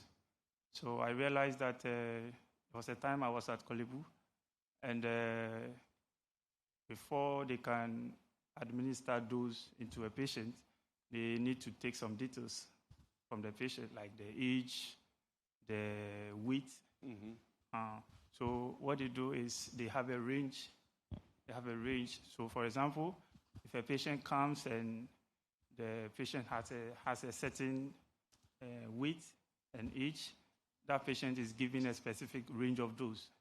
Yes. But I believe that when AI comes in, the AI can look at the patient, take patient characteristics, and give the patient a specific dose to that patient only, a specific dose.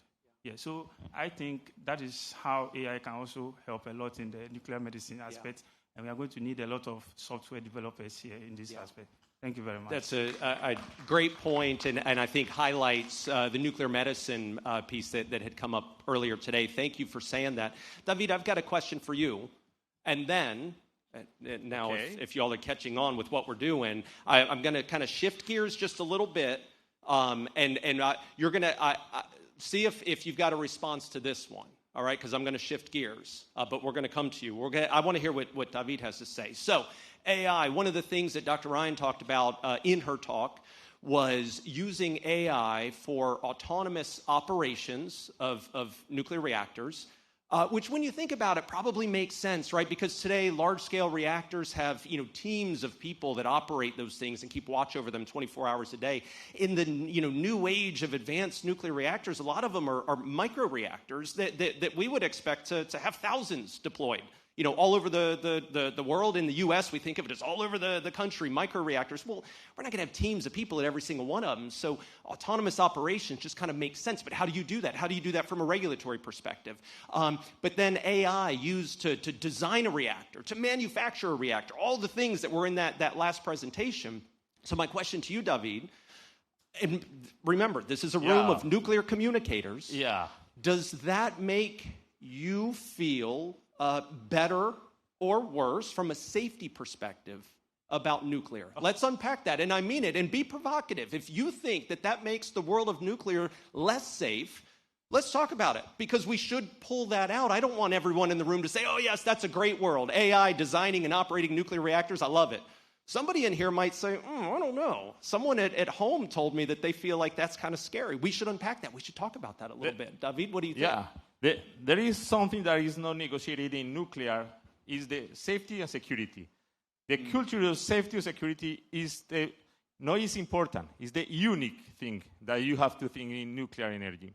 That's the way that the AI never going to replace you, because the final decision always going to be by you, by human. the human has to understand very, very well the principles, all the physics, the engineers, how is behind the nuclear reactor, what is happening there, because the AI never going to replace your decision. The final decision is going to be always by you. That's the. But I have a question, maybe related with that. With the Prometheus project, maybe somebody can think that it's going to replace the human. The Prometheus project is against the human, the jobs. But this is true or not? Maybe. Yeah, one of the things, that's a great follow-up question. One of the things that Dr. Ryan always, she said several times, was human in the loop. And so I think that's a reminder that we're not thinking about AI taking over the human component of design and manufacture and operation of nuclear reactors, but having a human in the loop might make sense to have, I talked about having many microreactors operating, around a country, around the world, but that information of the operation of those reactors is coming to a control room where there is a human. Right, and so you've designed in safety aspects to the reactor so that, for example, it could shut itself down if something gets out of the normal operating parameters. But there's always a human monitoring that. That's kind of an example of where you've got a human in the loop. What are some other thoughts on that? You had your hand up. Yes. Don't go back to the last topic either. Let's keep it on this one because this was a good idea I had. So I think it's divine, the divine that God gave you to mention safety, because that was what I was going to talk about. Safety. So nuclear or AI, we need the AI, like you just said, human need to, give the AI a command, for safety of the reactor at the end of the day. So if there's any issue that will not involve a human being, the AI can work it out before it becomes, a problematic. Thank you. Yeah, thank you. You get a T-shirt for that. Thank you for those contributions. I want a student. Where are my students in the room? If you're a student, make some noise. Here. I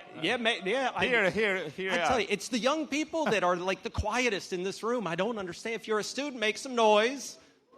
Yeah, all right. Now, if you're a student, answer this question. Is nuclear safer or less safe with an AI assist, as we've talked about? I want to... Oh, there you go. Oh, we got a student, right? Okay.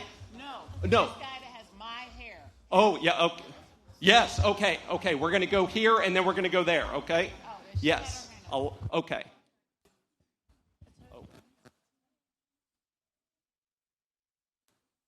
Here, let me trade with you, and we'll get that. Hello, everyone.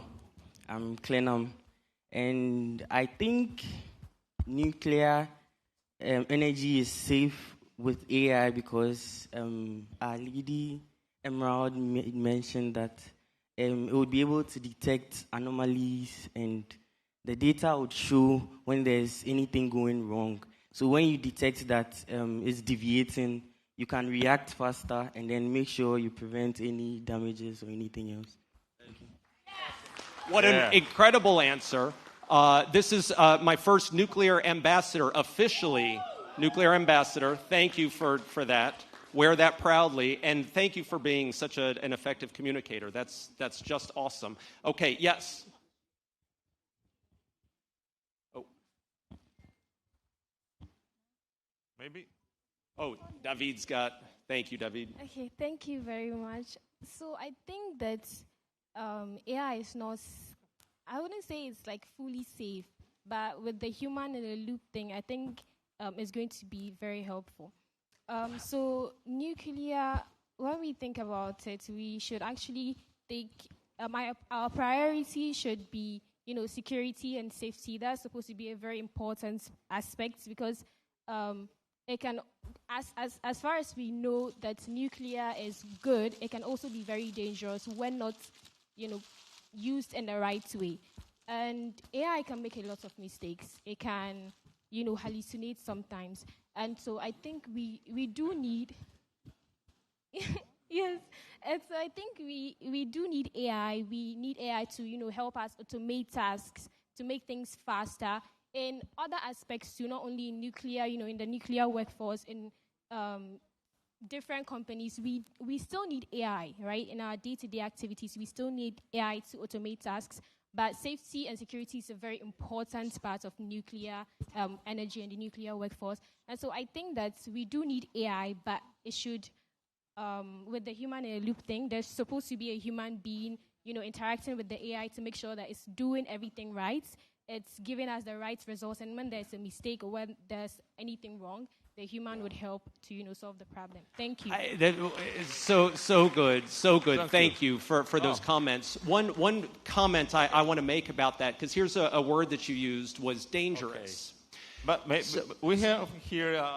Give me just 2 seconds because I want to comment on that. So a friend of mine, a lot of you may not know, I did a career in the United States Navy. Got a lot of Navy friends. A friend of mine used to fly in what's called the Flight Demonstration Team, the Blue Angels. Have you all heard of the Blue Angels?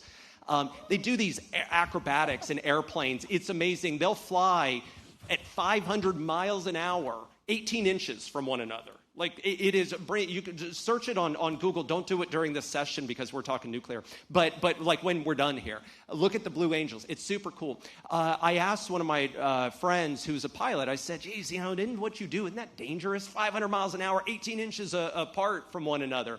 He said, no, it's not dangerous. He said, it's inherently unforgiving, yes.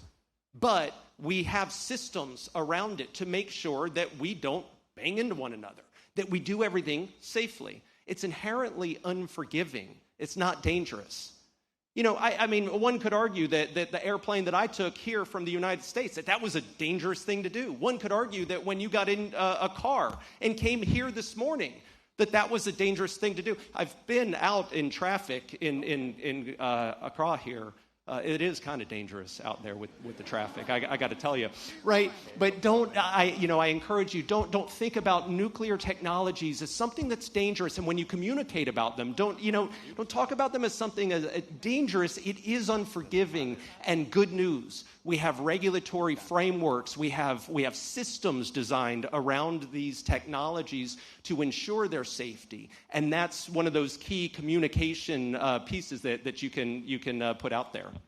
Here we have a very interesting intervention. Go ahead. So earlier he talked about safety.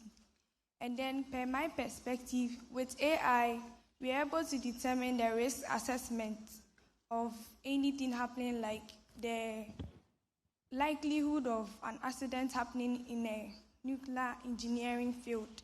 So I think with the AI, we are able to detect faults and misalignment that comes with managing and operating the nuclear energy site. Yeah, that's true. It's going to be a very interesting intervention. That's true because the science computer, the new AI, can detect many things that we can. For the human intervention is impossible to detect. That's the way that we have to change something in the maintenance. For example, when you have a common power plant, hydroelectric, thermal, whatever, you have a plan. On that date, I'm going to do the maintenance of the turbine or whatever. But with AI, you have one approach of this kind of a new approach of this kind of maintenance, because you are going to change the piece of the turbine or the whatever just when the AI detects something that is failing, and you can change it before that is failed. That's the way that is going to be improve the security that's in the AI. For example, in the medicine, you have X-rays, and you see all the doctors say, no, I don't see nothing. But the AI can detect many things that the eye of the doctor can see. The same for the AI. That's the way that the world is changing. The world is changing. You are going to be, I'm not too young like you, but you are going to stay in a world better than me. due to the AI. I am young, like you, the students. And Yeah, no. That shouldn't be a laugh line, people. I mean, Please come hold on. I tell my wife all the time, I look like I did when I was 25. And she says, yeah, you have a lot less hair, and I do get it. Let's see, we've got one here. Ooh, and we got a good group over there, and then we'll come back over here. Yes, sir. Here. Thank you very much. Oh. As an aspiring health physicist and radiation protection officer, I would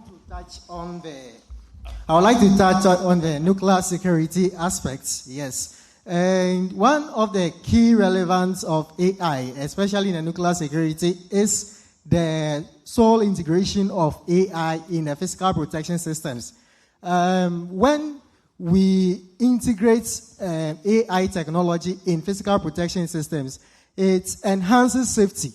It ensures that anything that has to do with malicious act, sabotage, is being detected as early as possible.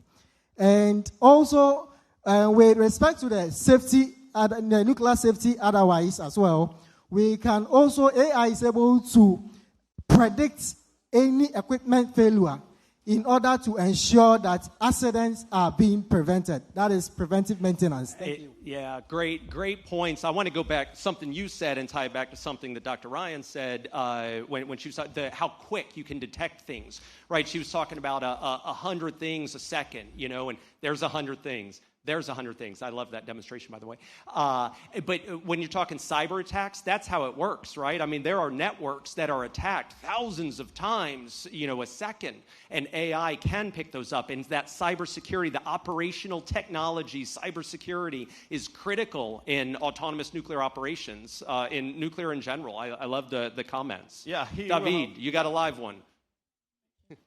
Please, my name is Margaret, and I'm a student of Kwabinya Senior High. So, I remember when I was in first year, my teacher in a chemistry class, we're talking about radioactivity, and there was this incident about this Ukrainian country, Chernobyl, where there was a nuclear reactor exploded. And I thought about it, and thinking about today, I thought that if there were detectors, in the nuclear reactors or around, it could detect the fault that was ongoing, and, there could have been a response communication. So I think that this AI that is with us is going to help us a lot. It's not an enemy. We should embrace it. Instead of thinking that AI is going to replace my job, AI is going to do what I do, instead think about how can I operate with the systems? How can I operate with the solutions that AI gives? That's what I think. Good. That's worth applauding. Thank you for those comments. Let's see. Oh, we've got back there. Yes. Thank you very much. I think it's no news that nuclear systems are inherently complex and difficult to build and design. And with the help of AI, you could sort of model these systems in the design process, even before they are built, just to cut the try and error aspect of design and building the systems aside. It's going to improve the safety and also cut down the costs in designing and building nuclear systems. And that's where AI can play a role in the modeling and simulation of the systems before they are built. All right, thank you. Those are great. Modeling and simulation, a critical part of designing the systems. So thank you for those comments. Yes, right here. Your thoughts on the topic. Okay, please. My name is Sylvia Boateng. I think AI is good. Very, very, very good. It can help us do a lot. Personally, my experience with AI is it works with the prompts that you give it. And so as someone who is going to operate or work at the nuclear sector, you first have to develop with the workforce so that we understand how everything that we are going to work with is, and we give a right prompt to what is supposed to do. So I think you have to train the workforce to understand what it's actually going to do. Else we will give a wrong prompt and what will happen will not be the best. The wonderful comments that we should all applaud what was just said. Yeah. You have to know what kinds of prompts to give it. That applies. One of the points that we were going to make in this session is in tomorrow's world, in that future world for nuclear. It doesn't mean that you go get trained on AI and then you go get trained as a welder. These disciplines have to overlap. It goes back to what Dr. Ryan was saying. Everybody uses AI. That means the electrician, the welder, the instrumentation technician, the nuclear engineer, they're all using AI, so they all have to be conversant on AI. And what you just said is they're all using prompts, for their AI tools. They all need to know how to use AI. And so as we look at that educational system that we need to form today to embrace nuclear, it has to embed AI training in all of those disciplines. I think that's a very important point for this. Yeah, but I want to focus on one point. Interesting point is that the AI never going to replace the training in an inside power plant. This is the best one. You can use AI. You can use training machines, but it is never going to replace the visiting a real nuclear power plant to operate a nuclear power plant. That's the way that this is not going to be replaced by the AI, but it's going to help. It's going to help to the training. But for example, I know that many of countries of of Africa has nuclear research reactors. It could be a good point to start to develop skills from AI merged with nuclear science. Africa has a lot of capabilities. One country has a nuclear power plant, another country has capabilities in AI, another country could be capabilities in nuclear research reactor, something like that. We can merge all the possibilities to understanding that the world changed. The world changed with AI, like changed when the diesel engine in the 80s started. The people said that we are going to employ because we have a machine, the diesel machine, or coal machine, I don't know. Everybody is going to be unemployed, but no, the world changed. And we have to understand that. The world is changing, and we have to work together in Africa, merging the possibilities and the capacities. It's going to take a team. Yeah, David, we've only got a couple more minutes. Because we don't want to make people late for lunch. So we've got time just for a couple more, but right here in the middle. Yes, sir. And the lunch is very important. My name is Elliot, and I'm a student. So I think that AI is very important in the nuclear space, but there has been instances whereby AI has gone rogue during testing. So for we to be able to adapt AI in the nuclear space, I think that there should be regulations that will ensure that AI, the people that are testing the AI are able to follow so that it doesn't go rogue, or they will be able to ensure that AI is used to its maximum without affecting people. And also, I think of AI like a calculator. So before the calculator was invented, people were using their mind to solve problems. But after the calculator was invented, people still had to solve the problem themselves. But they use the calculators, and it's helped them make it faster. So with AI, I feel like it's very important, but we just need it to be regulated so that it does not affect us. Robust regulatory frameworks. I think that's awesome. Yes. Okay, and let's see. Let's get these comments, and then we've got time for maybe two more. The microphone here, maybe. Hello. Here and there. Okay, so for safety with AI, I consider AI to be good, But there was this instance I heard recently where AI was given a set of tasks to solve, and it went out of the box, like it went rogue to hack the system and look for answers, and came back that, oh, I have the answers to the tasks you gave me. And it was really astonishing how AI can do that. So there are certain instances where AI can do certain things when humans are not in the loop. So we should consider AI or machine learning, we should consider computer science, we should consider prompt engineering, and we should consider safety and risk management. Thank you. Thank you. Yes, so much, yes. We talk about defense in depth. In nuclear, several layers of safety and security so that you're not depending on one thing. And in this case, it's a great thing to take away. All of you nuclear ambassadors, AI isn't making it so that we can eliminate all the other safety and security systems, but it sure is an effective tool to assist. Yeah. Here is a comment. My name is Elisha, computer science student at GCTU. A computer science student at GCTU, and I want to pick something from Mr. Brian Lopez's presentation, the video we watched. He mentioned that AI has come to create a huge repository of the knowledge. So information or knowledge that had to be passed down through person by person is all now in one pool. So I believe if AI is used in nuclear energy, we can work with precedents. So something that happened that the human or the nuclear engineer may not be aware of, AI already has that information, has that knowledge, so can quickly make suggestions and recommendations based on a huge pool, because one person cannot keep all that information in their head or all that knowledge in their head. So AI will be very important in securing nuclear energy. Thank you. That's Elijah. Thank you very much. That's I love the comments.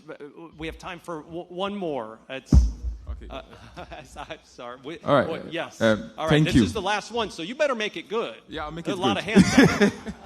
Okay, so my point is when AI make mistakes, AI cause an accident, who is liable? And do you have a framework to deal with that? If internally you are using maybe your in-house, fine, but if maybe you are using Claude and other tools, when AI causes a serious nuclear accident, who is liable for it? Thank you. The questioning attitude is fantastic, and thank you for saying that. You know, that the thing that we work for in nuclear is to design safe systems, inherently safe systems. We can use physics, for those who study physics, we can use physics to our benefit when we design safety systems in nuclear reactors. It's the same for AI. We need to design AI systems, specifically what Dr. Ryan is working on in her work at Idaho National Laboratory, ensuring that those AI systems have protections around them. Don't go rogue, for example, which was brought up. So, you know, I love, it is that questioning attitude that we need to roll forward with in this industry and as we adopt these new tools. So, David, as we wrap here, first point, I think that we spoke to a future president of Ghana in our conversation. Woo! Honestly, the leadership that I see in this room, and I want to go back, it was an early comment around leadership. What an awesome, awesome comment. Everyone in this room is a leader. Okay, but I have by Alicia, I have an instruction now. She has a good idea. Please stand up, everybody, and we are going to say AI, right? All right, stand up. Please stand up. AI, please. AI. We are going to. Louder.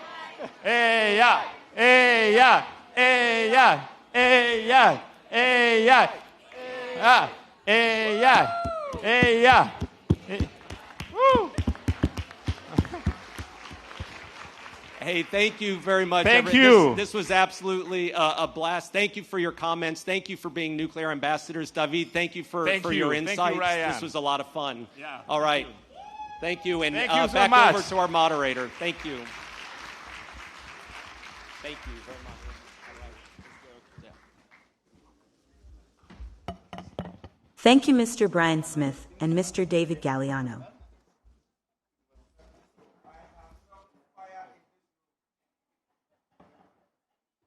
If you are fired up for the future, please say AI.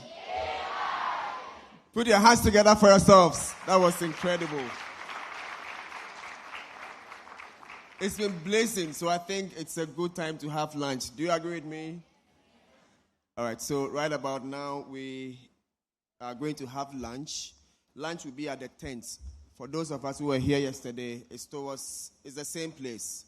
Those who are here for the first time, it's towards the right side. So when you exit this building, you can look out for the ushers who direct you to the place. So we are going to do 55 minutes. It's 12:05, so we are expected to be back by 1 p.m. So enjoy your lunch and see you again soon.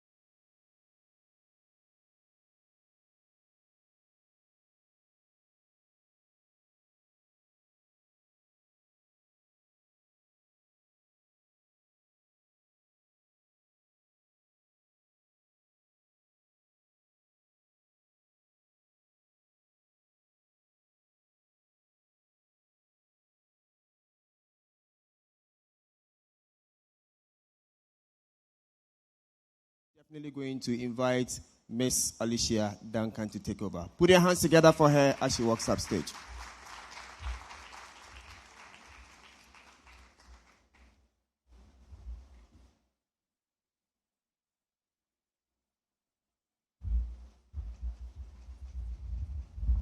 So if you will notice, there are no chairs on this stage, and there are some people expecting to be on a panel.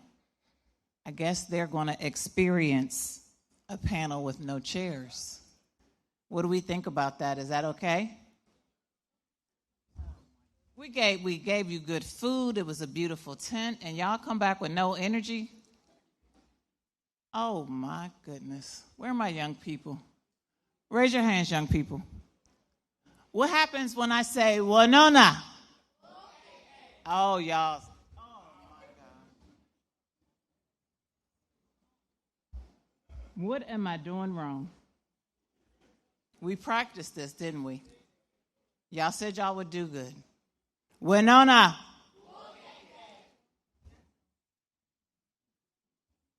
Who is the head girl in here? I blame her. What happens when I say Agi? Why are y'all so quiet? I said blow the roof off. Agi. Oh, no. Let me talk to the boys, because I bet the boys can do better. What is your call? What do I have to say? Just say St. John's. St. John's. Oh. Are you kidding me? St. John's. All right, I'm about to just give up. What else? What other boys' school do we have in here? None. Who's in charge of these boys back here? Get them some water. Yeah, this guy. Put the camera on this guy. Get them some water. Okay, I need my panelists, Quinter, Tandika, Lynette, and Lova, to the center, please.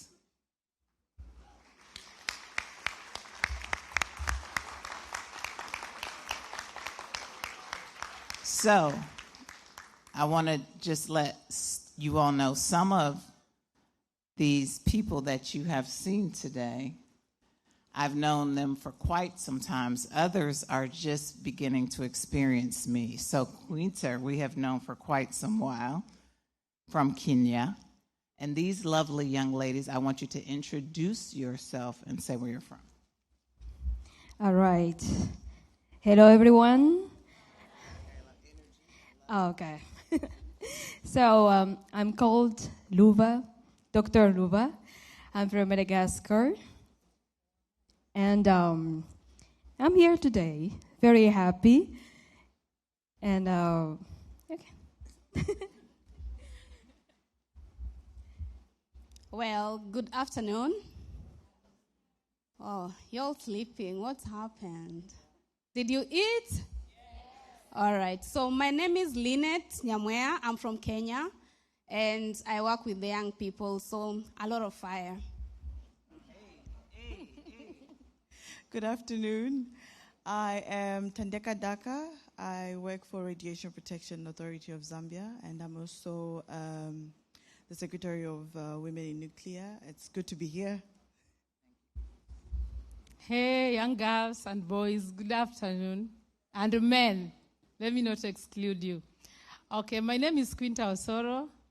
I'm from Kenya. I work in the nuclear industry, and I'm very passionate about youth and women. Sorry, men, for now. All right, so we're going to have these mics all going at the same time, and I want each of you to split up, one in this section, one in the back section, one over there, one over there. And we need one more mic, please.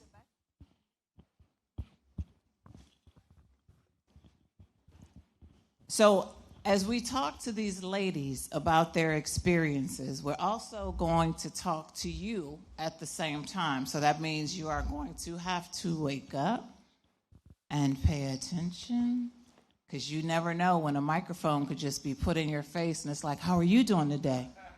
I'm fine, thank you. Hey, okay. Give this lady a round of applause. Okay. So, Quinter, why don't you? Quite a few places. You've traveled the world, and you've had the opportunity to represent your country. What has that experience been like for you, and what would you want a young person to think about as they think about navigating nuclear and the opportunity for AI to be a part of it? So, as a young Kenyan, I got introduced to the nuclear field and traveling around to talk about nuclear as a nuclear advocate. I could say I was baptized by fire because I had to be thrown deep in the sea and get my confidence. So as a young youth, or other youths who want to get into this nuclear field, one thing you have to be very sure about is that you have to grow your confidence. Confidence will take you places, and I'm very happy that I sat next to students who accepted to do what I wanted them to do. I wanted them to be confident. One of them answered the question. I explained to her, I told her, you're going to do this. The same way Alicia had made me do things that I thought I could not do. So I said, I'm going to pay it forward. So just be confident and believe in yourself. When you talk about AI, we're talking about new things coming in a field that has been there. So we're just going to have the human in the loop, and you're also going to have you do what AI has to do for you. And you have to take advantage. And one thing that I need to tell the youth, use the AI responsibly. Don't give the AI your brains, all of it, that you want to answer WhatsApp message, AI. No. We have to use it responsibly. Thank you. Thank you, Quinter. Now, Quinter, I want you to pick your superstar in your section and ask them a question. I've seen a lady looking at me. I think we have connected. I don't really know if your section is the loudest or the most alive section here. This one has a big smile. Okay, sitting next to Prop. Yes, yeah. Yes, but yes. So you pick who you want. So did you say ask a question? Ask her a question. What comes to your mind when you see a lady succeeding in nuclear field? What motivates you and what makes you want to be like them? And what inspires you to do better than you are now? Okay, so thank you for the question. So I feel very proud as a woman, as a fellow female, when I see my fellow gender in the nuclear field, because it's something that takes a lot of confidence and courage, and it involves risk-taking, and so that's something we see as something for men. But then when I see women in it, I'm like, wow, she's really doing good. So I'm like, let me also be motivated. Let me build up my confidence. Let me be courageous so that I can also end up in this field and then see what great things I can do. Thank you. Madam Lover. Yes. Yes. Here I am. I see you back there holding Sure. the back. The back is supposed to be the livest section. Yeah. So we're going to see. Yeah. So my question for you is, you've had an interesting start in nuclear and from radiography to nuclear medicine. What do you think is the most important application for the continent of Africa? And once you answer that question, please find a young person and ask them a question. Okay. So I'm more expertise in nuclear industries, in mining, and just a little bit in medical application. But I would say, for now, we need more to focus into deploying the energy. So having the nuclear energy in Africa would be one of the most priority, I would say. And we can still use at the same time the medical, as we've done it already before, and we can manage well. Then why not we just start?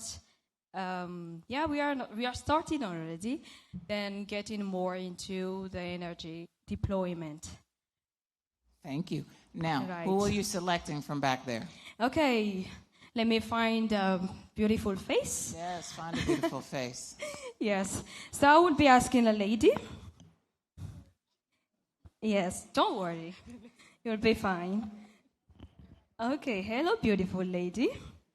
So, as a young lady in nuclear, I would want to hear from you. How is your insight? How would you see yourself in the workforce, nuclear workforce, let's say within 5 years or within 10 years? So, unfortunately, I am not into nuclear, but yes, definitely. And then I like the conversation about AI going up and down, and I think that's a very good thing now because from AI 101, we saw food and agriculture also being a sector of which AI is dominating much. And then I feel in the next 5 years or 10 years, I see myself to be an expert user of AI. So in any field I dominate, I see myself to be the perfect person to use AI the most, to achieve my results best. Thank you. All right, thank you for that. Thank you. Madam Lynette. Yes, ma'am. Hey. So, you are the president of Kenyan Young Generation. First of all, I think that deserves a round of applause. Second, I want to hear from you why you stepped up to take that role on, why it was important to you. And then I want you to tell us what your hope is for these young people here, and then pass the mic with a question to one of them. Okay, thank you, ma'am. So the only reason I stepped up was because I wanted to change the nuclear space in my country. And changing it was about ensuring that the main stakeholder, who is the youth, who is going to run the power plant in the next 100 years, is involved from the beginning. So what I did was campaign in a way that let's push the young people in this space. And once I became president, my main goal was go into mentorship, have the nuclear clubs in place in most high schools and in universities. So thanks to the IVLP, International Visitors Leadership Program, that I attended last year in the US, I was able to come up, fired up, and ready to steer up more nuclear clubs. We have many other young presidents in those clubs, and I'm happy that we are changing the nuclear landscape and also the talk in my country. So, so I'm going to, because I work with both boys and girls, or men and women, I'm going to choose a very handsome guy to ask him a question about what fires you up in the morning. Why do you wake up? What do you want to be?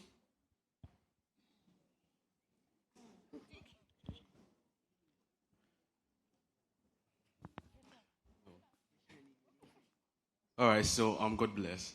I'm from Kwabenya Senior High. And to answer your question, what actually fires me up in the morning is to achieve my purpose, to actually participate and be involved in the community, like what's actually going on. Yes, that's what fires me up. Thank you.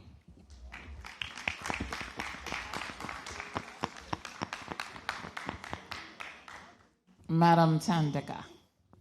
Yes. Zambia in the house. Zambia, Zambia, Zambia.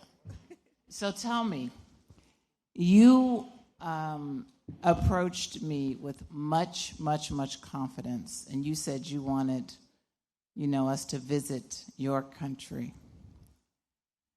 And I know that whether people are young or even older than me, sometimes they struggle with confidence. And Quinter talked about confidence.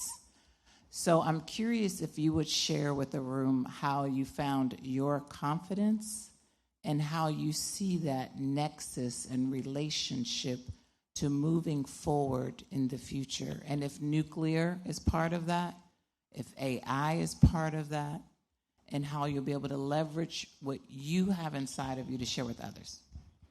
Thank you.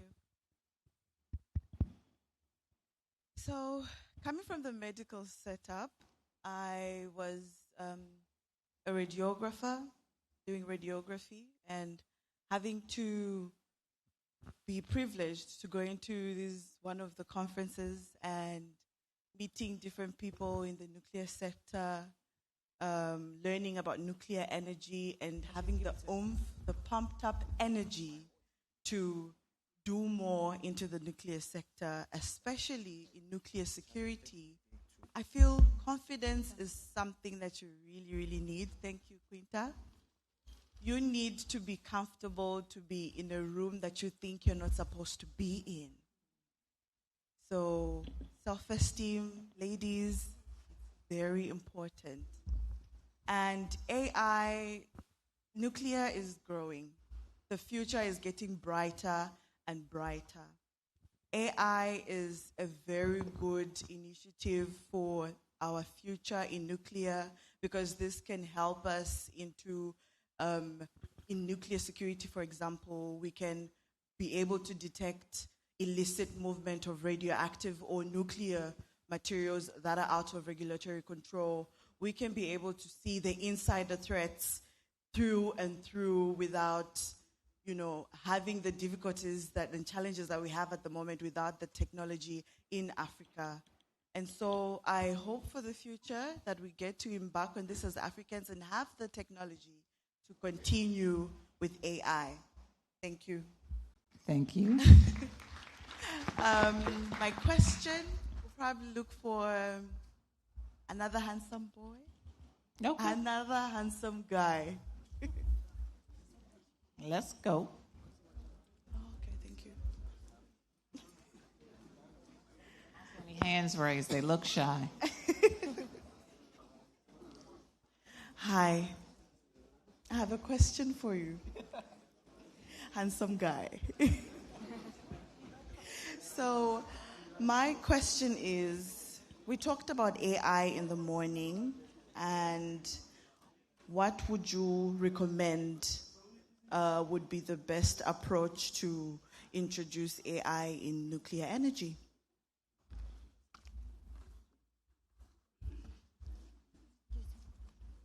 Thank you for the question. I'm Samuel Alute, a second-year cybersecurity student. And I think the best way to introduce AI is to make people know how it works. Because most people are afraid of what they don't understand. They're afraid of the unknown. So if they're able to know what makes AI tick, the capabilities of AI and also the downsides of it, they'll be able to implement it and be able to come around the idea of using AI. Yes, please. Thank you. So now I'm going to allow some questions to one of the people holding a microphone. Does anybody have a question for one of the people you've heard from? Gentlemen. Okay, thank you very much. I'm Michael, a second-year student at Ghana Telecom. This is a general question. Introducing AI into nuclear and all that is good, but my question is, how do you encourage the youth to veer into the nuclear space? Because growing up until now, if you hear what someone wants to become or what the person is going to school, what course is the person studying, if you realize mostly they are studying courses like computer science, aerospace engineering, and stuff like that, data analysis, stock analysis, cyber security. Hardly will you hear someone say, oh, I'm studying to become a nuclear, nuclear scientist. So the question is, how do you encourage the youth to study courses related to the nuclear stuff we are discussing? Thank you. So I appreciate your question. I will also turn it over to any of the ladies that want to speak on it, and I also might call on. We call it phone a friend. So I might have to also see if one of my friends in the room might want to answer as well.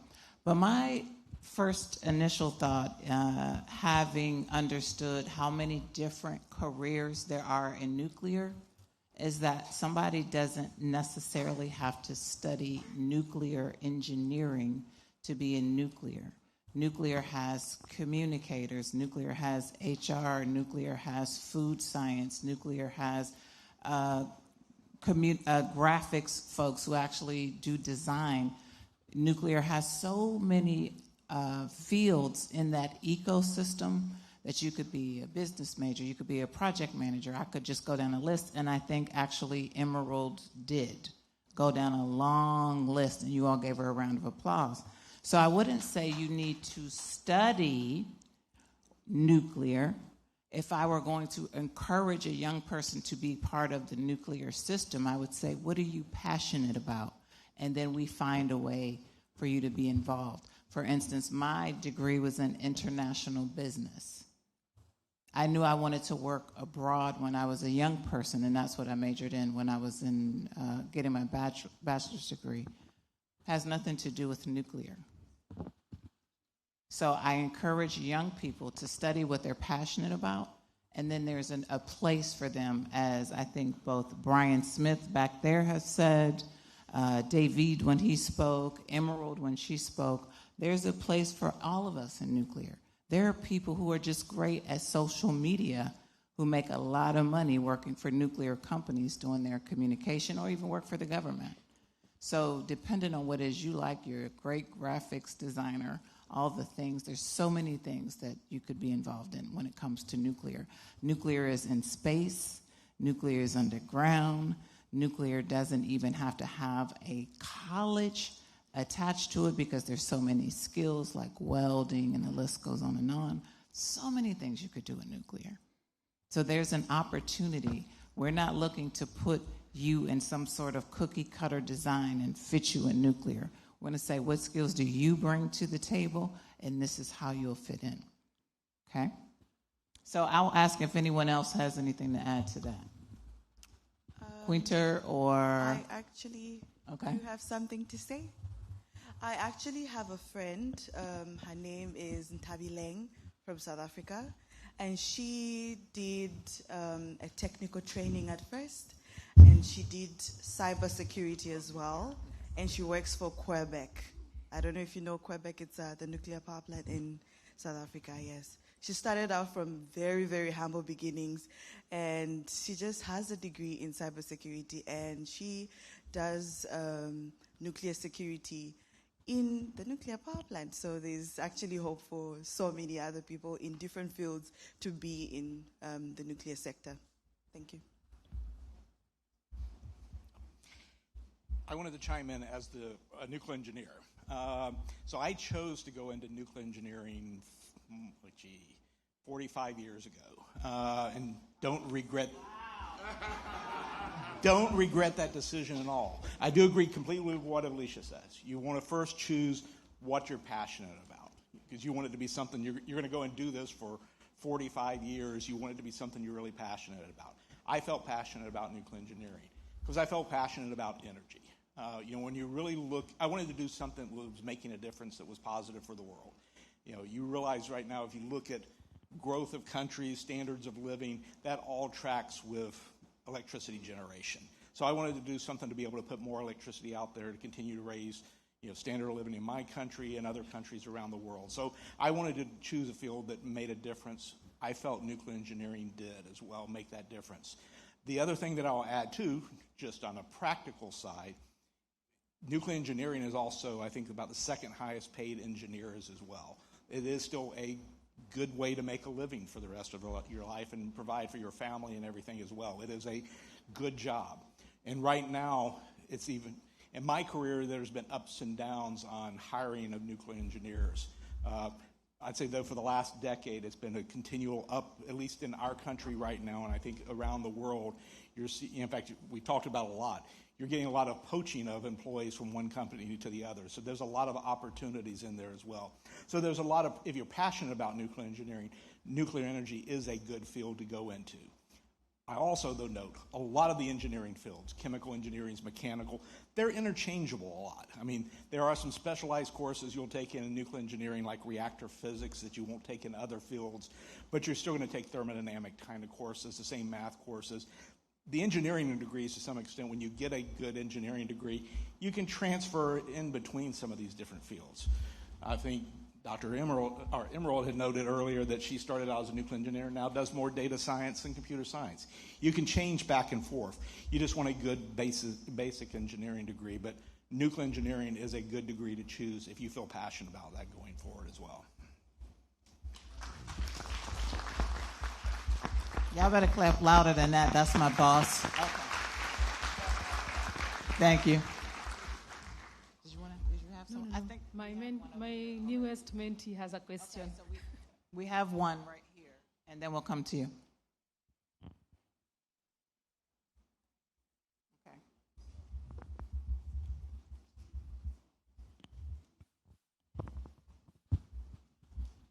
Please, I'd like to ask, from my earlier section, I know AI is safe and it enhances productivity, but if you rely on AI too much, please, do you think it will hinder the youth's ability to be more creative and innovative?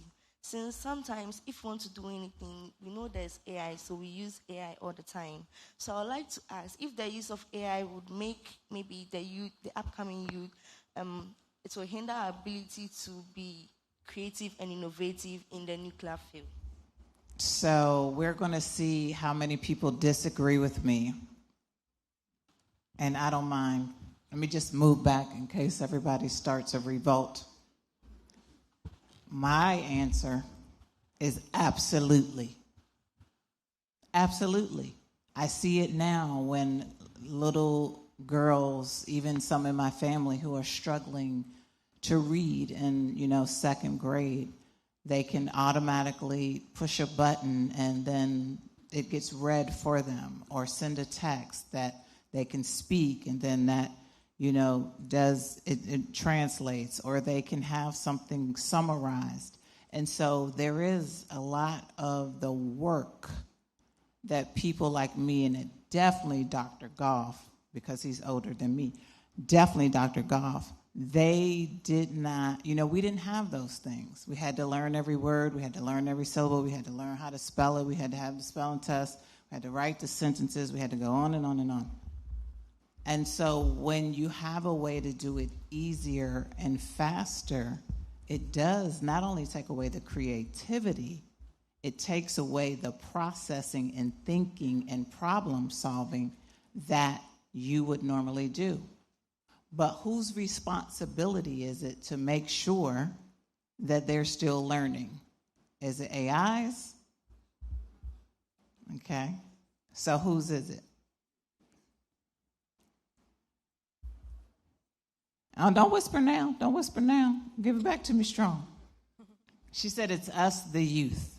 But it's not just the youth. It's everybody. It's all of us. We use AI. If somebody sends me a particularly prickly email, I'm good at, clapping back, but if they send me an email, I might say, how should I respond to this email when this person is a customer I have to continue to work with? How can I respond to their nasty email but still be professional and polite? Because then Mike Goff will fire me if I don't. I have to sometimes get some coaching from AI. I think AI can help in many ways, but I think we have responsibilities to know our stuff, to continue to learn, and to make sure that we hold ourselves accountable for what we put out. Because we get it from AI doesn't mean it's actually correct. So that would be my response. But let me check with my panelists in the room. Lova shaking her head. Lova, what do you think? Yeah. I'm more into adding into the educational part of using AI, because recently I've been starting teaching at the university as well. So when I'm giving assignment to my student, they've been using prompted on AI, and then I've done some part like, can you guys go there and present what you've told in your assignment, and some couldn't even just understand what they've been saying. So I would say the output of the AI is such a big thing, but we need as well our critical thinking as young people, as it's for everybody, that we should learn as well from the positive way of it. And it's not only, as said in this morning, as the Dr. Ryan said, it's not only about texting, it's more into getting it in a use of a big output. So for that as well, we need the technical skills.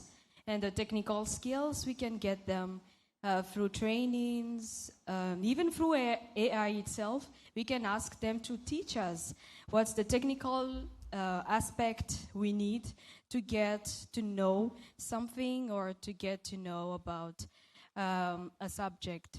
So, yeah. Thank you so much. Quinter, over to you. Okay.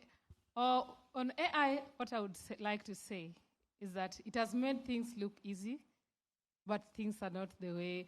We're not supposed to take our creativity away because of AI. So something that I always advise, please ask yourself, do I have to use AI on this? What if it is wrong?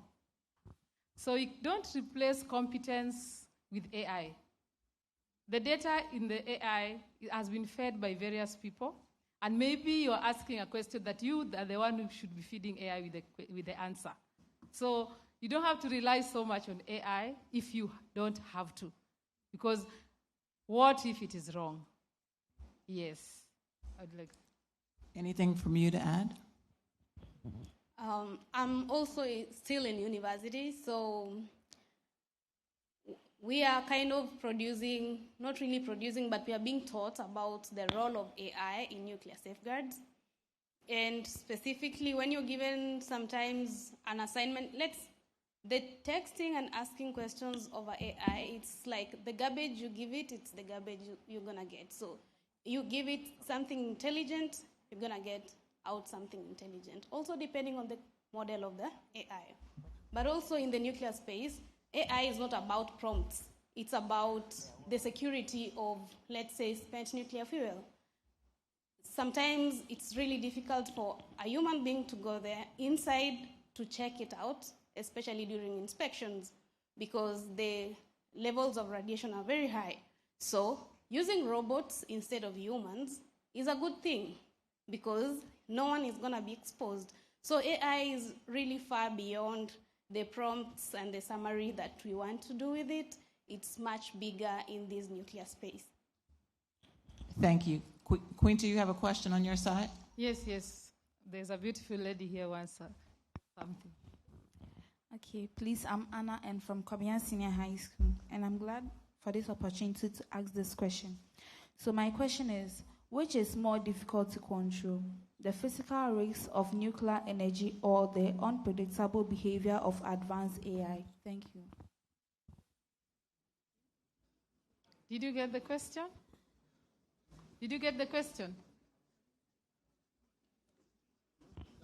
Okay, so my question is, which is more difficult to control, the physical risks of nuclear energy or the unpredictable behavior of advanced AI?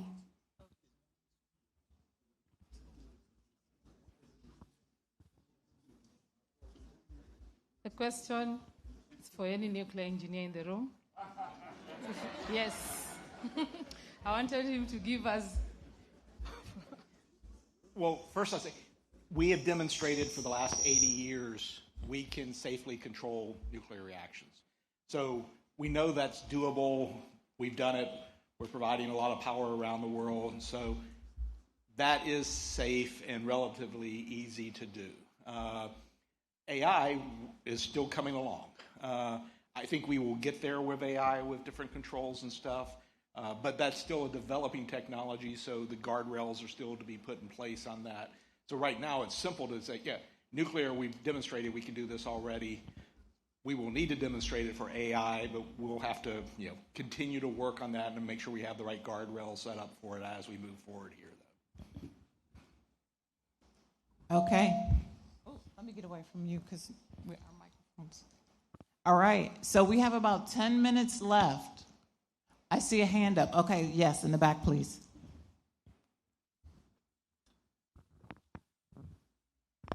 Hello. Yeah, thank you for the opportunity. My name is Regina. I'm from the University of Environment and Sustainable Development. So my question is kind of related to the one the lady just asked. It's about nuclear waste, the nuclear energy waste. So Ghana as a country, we already have issues with waste management. Then Ghana has adopted nuclear energy, but it's yet to have the nuclear energy plant to generate electricity. So if Ghana is able to get the nuclear energy plant to generate electricity, by all means, there will be waste generated. So my question is, are there ways that AI can help reduce or manage the waste so that it won't add up to the already waste that we are or the already waste issues that we are facing? Thank you. Hold on. Who is this woman? Come to me. Bring me both a T-shirt and a Usain's kente cloth for this bold question from this lady right here. Who is this woman? May we present you, Madame Curious. Thank you so much. If it's not the right size, you go see my colleagues in the back. Let's give her a round of applause for the question. So I want you all to see this is the actual Usain's branding, which we love. Thank you so much for 2026. Thank you for the question. I'm going to walk over to this guy who makes more money than me to get an answer. Hold, please. First, I'm not sure I make more money than you, but that's a different. That is a very good question, and we are trying to look at AI across the whole nuclear ecosystem to see how we can use it. So we are looking to see how we can look at different technologies for managing spent fuel that can lessen the amount of how much has to be disposed of in the end moving forward. But I should stress, this is Mike. I'll use the David Wright disqualifier. I'm not speaking on behalf of the Department of Energy. I'm speaking on behalf of Mike Goff. The waste issue, though, is really largely a political issue. We can safely dispose of the spent fuel that comes from reactors. In fact, if you look in the U.S., where we already have 94 reactors that have been operating for decades, you take all the waste that's been generated, and it's really not much bigger than a football field as far as if you stacked it in a field. So it's not a lot of waste. You can, using disposal, deep boreholes, you can safely bury it and dispose of it and take care of it very well. In fact, probably better than we're taking care of a lot of our other industrial waste and other waste like that where we're disposing of. We can safely do that. One thing that I should note, we found in the U.S., we wanted to take a different look on how we go forward with waste. We have been we have not moved forward in the waste process for decades. We had named a site where we were going to dispose of waste. There was opposition from that state, and it's just sort of fell to the wayside. What we did this past year, we went out in kind of a collaborative-based process. We went out and polled all of our states out in the U.S., the 50 states, and asked which of you states are interested in benefiting from the entire nuclear fuel cycle, fuel plants, reactors, but you also have to take care of the waste as well. We weren't sure what states were to respond. We had 26 states in the U.S. that came back and said, yeah, I'm interested. And we've actually narrowed it down to 5, and we have signed memorandums of agreement for 5 states that have said, yes, I want to dispose of the waste from these reactors to allow them to continue to operate. And I also want to get the economic benefits from that and the whole nuclear ecosystem. So we've seen a real big change in the U.S. where people, again, recognize that this is an issue that can be managed safely, and these communities want to get the economic benefits from that as well. So I think this is an issue that we can go forward positively, and AI can continue to help us how we accelerate further improving the technologies for managing those materials.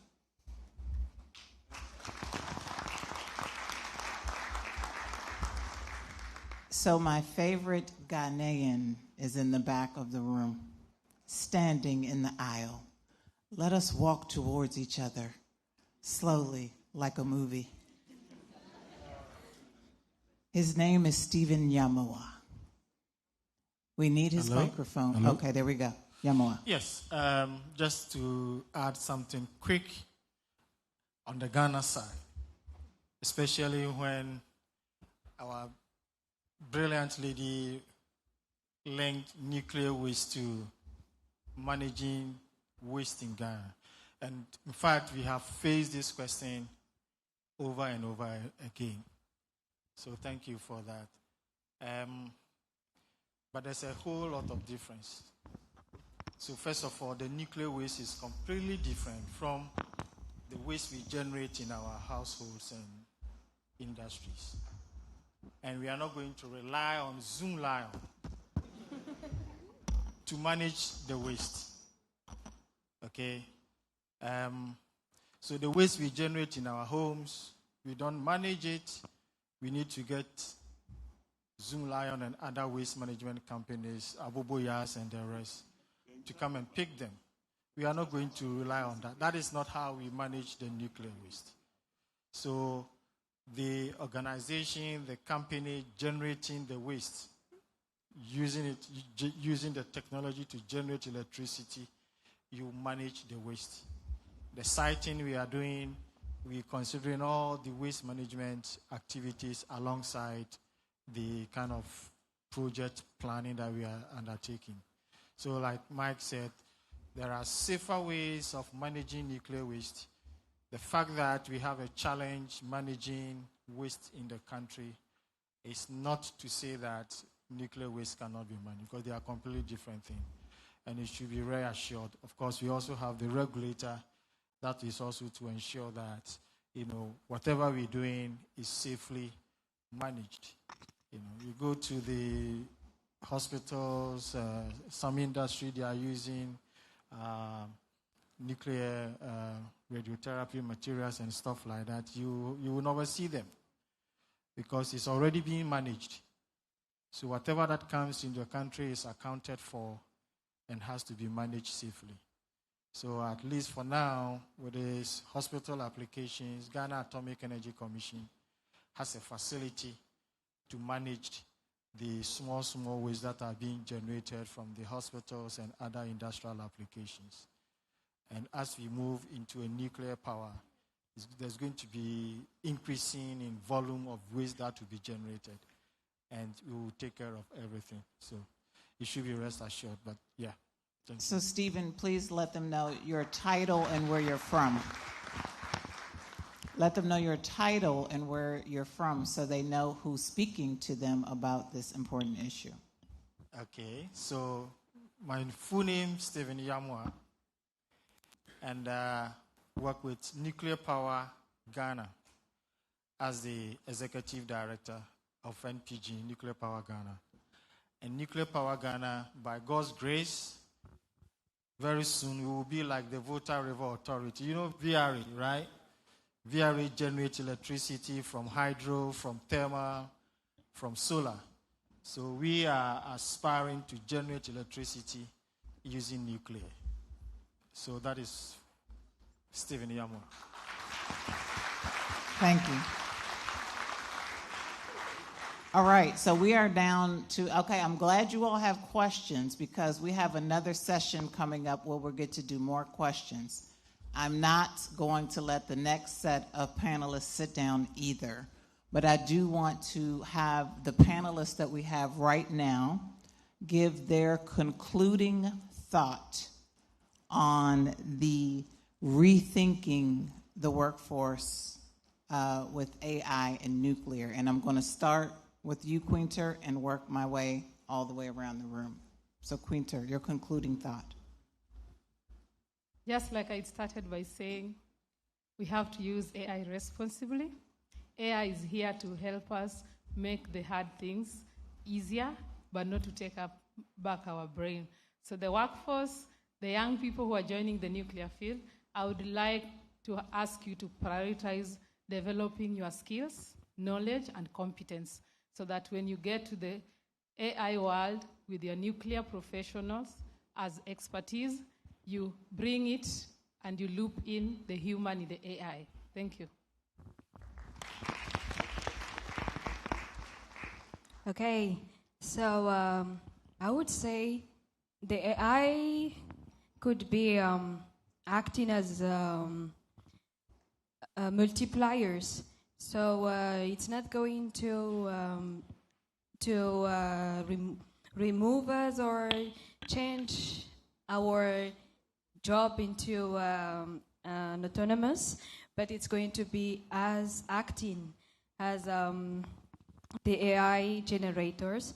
So I would suggest, especially the young generation, to get into more acting, like involving themselves to learn as well how to create, not only being users of the AI from one country to another one. So be more creative and get yourself more involved in the AI as well as in workforce of the nuclear applications.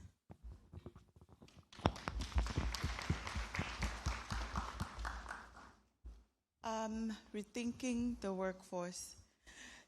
AI is a good tool for the nuclear energy sector, and we need to think of AI especially when it comes to safety. That doesn't mean that just because we have AI helping us with operating these nuclear reactors, but also we need to have our own personal safety culture so we can be able to manage the AI generated and the AI applications that we'll be using in the nuclear. So AI is the future, and we need to be open-minded enough to adapt it in the nuclear sector. Thank you.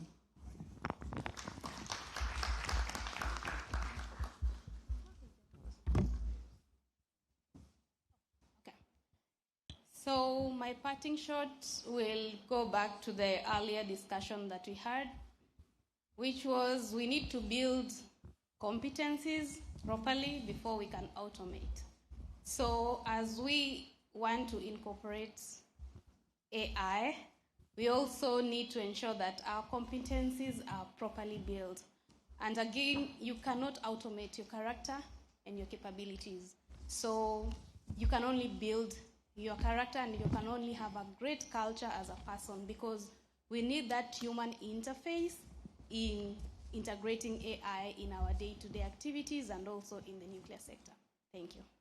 Thank you very much. Whoa, whoa. Let's appreciate them. Keep appreciating them. That was wonderful. Thank you very much, Ms. Duncan, and our panelists, Lynette, Tandeka, Quinta, and Luva. So please join me up here as we take a group photograph before you sit. A quick one.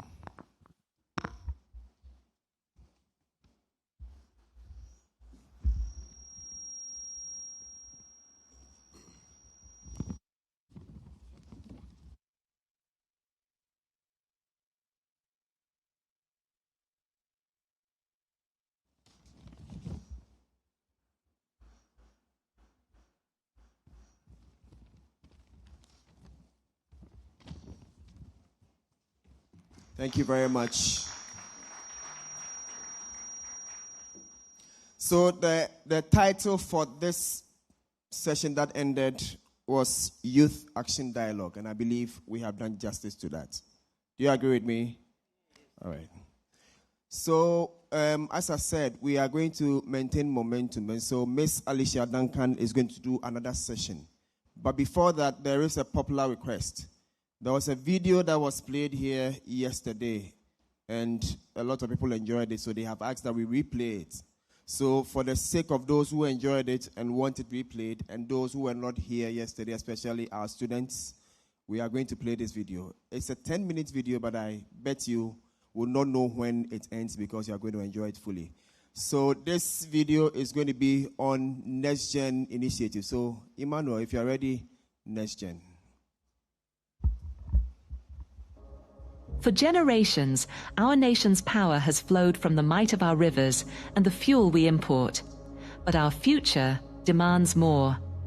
A future of unlimited potential needs a foundation of unlimited power. This is not just about energy. It's about opportunity. It's about science. It's about equipping a new generation with the knowledge to lead. The Next Gen Nuclear Initiative is a forward-leaning effort that positions the next generation of leaders, particularly students and young professionals, as key contributors to a secure, innovation-driven nuclear energy future. It is always a pleasure to see what opportunities exist for the youth, and in partnership with the Ghana Atomic Energy Commission, specifically the Nuclear Power Institute, we've looked at how the Regional Energy Training Center could support an initiative launched by the Nuclear Power Institute that would enable youth to become nuclear advocates. And so with the Nuclear Power Institute, under the auspices of the Regional Energy Training Center, a program was developed, the first of its kind, to support nuclear advocates on the continent. And Ghana has been a key supporter of its neighbors, and so it was great for us to be able to bring together representatives from Kenya, from Nigeria, and Ghana, supported by experienced nuclear advocate from South Africa, to be able to come together and to talk about not only what the messaging should be, what nuclear is and is not, but how that message is communicated outwardly to the youth and to others who can absorb conversation about nuclear in a very simple and logical way. This initiative seeks to reintroduce nuclear energy as a strategic, solutions-oriented field, one that offers economic opportunity, national security, and energy independence. I have been talking about nuclear, the possibilities of nuclear for a really long time. And I started talking about this when I chanced on what GAIEC does. I was really surprised because in my little mind, I thought like the sciencey stuff don't belong here. How are we going to manage that? But after talking about it, I paid a visit to the commission and I was in awe of the things that they were doing. Like I went to see the research reactor and there were a lot of young people, by the way, in that place. My orientation was done by a very young guy. I think we met him when we came the second time. He did an amazing job. So from seeing that, I knew that there was definitely a place for young people in this particular space. And I was sold immediately. They are people who actually care about the country and the continent and really wanted to take the opportunity to understand nuclear and see how they could play an ongoing and consistent role as nuclear is deployed further on the continent. When I got the opportunity to join the Next Gen Nuclear Initiative, I was ecstatic. Everyone in my house saw how excited I was and how people were saying, oh, it was divine timing, but it was a really good experience. Spending some nights at Spediase and then really going deep into what nuclear is. Like starting from the bottom, I mean atom, literally. So we started from there and then we built up to what we talk about now. And it has been an amazing experience. The commitment of these young people to understand the subject matter, the complexity of the conversation that they were then able to simplify in digestible bits and bytes so that people could understand whether or not they had a nuclear engineering degree or whether or not they knew anything about nuclear, and also to place it in a context of everyday life. I think all of those things those young people demonstrated beautifully that they were able to do. They did their homework, they asked great questions, and at the end they produced some content around nuclear, which they were able to peer review, improve upon, and most of them have already published content on social media. And that's the type of commitment and diligence and initiative we want to see with the Next Gen.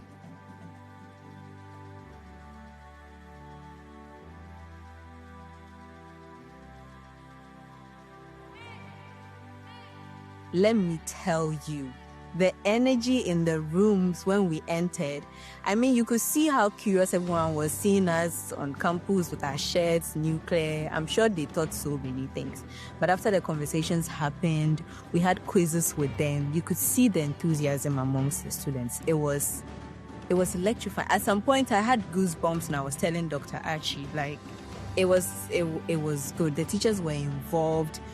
And I'm sure some of them also read about the topic, so they were well informed. It was an interesting experience. I liked it. I can say very humbly that I was very warmly received at each of these schools, and it was a very, very exciting thing, honestly.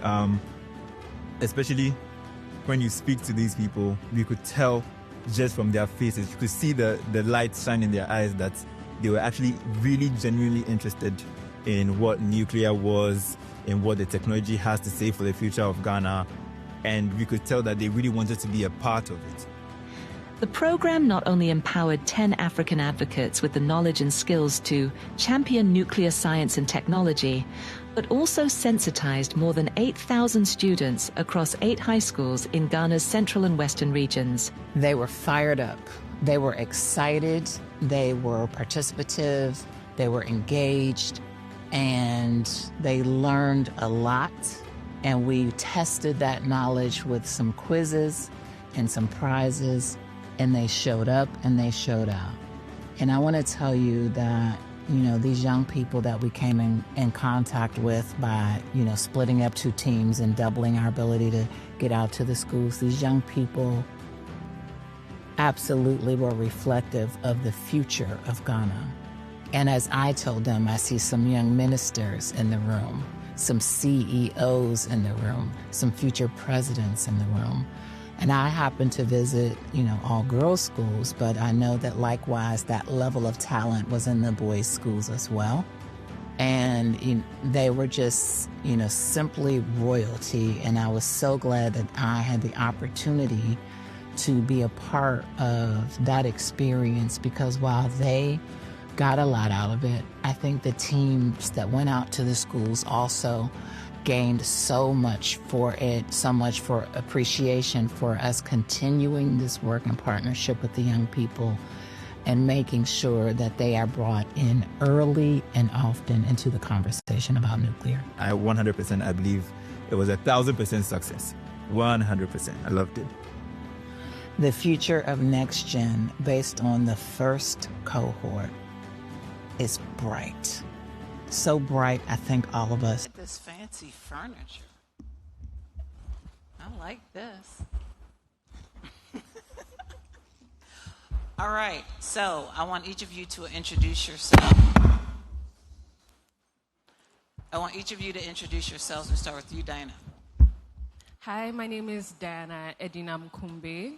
I am a PR person and a content creator. I also do TV production and presenting as well. Oh, and I'm a nuclear advocate. Hi, my name is Ivan. Yes, I'm a nuclear advocate. In one of my past lives, I did take up acting, which has led to the reason why I was involved in the youth program. Aside from that, I'm a serial entrepreneur. I've sold everything from T-shirts to homes, luxury homes, which I'm doing right now. And so if you need a house, hit me up.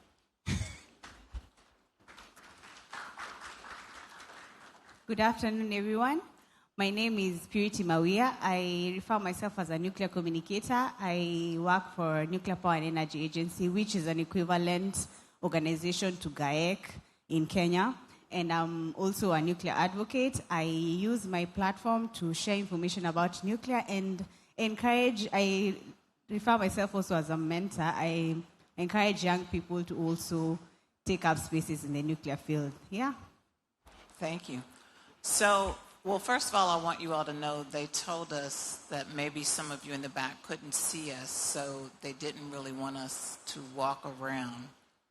But I don't follow instructions too well, so I think we will actually do some walking around. We'll try to stick to the center where you can see us. Hopefully that'll work out. So we'll be here for a bit, and then we'll come join you. Well, my first question to you all is that obviously you've had a lot of experience over the past several months in being nuclear advocates. So I'm curious as to if you would share from what you were before, whatever that was, to how nuclear enhanced just your ecosystem of information sharing, of engaging, of interacting. So I want you to talk a bit about that journey, and we'll start this way with you, Prudy. Thank you for the question.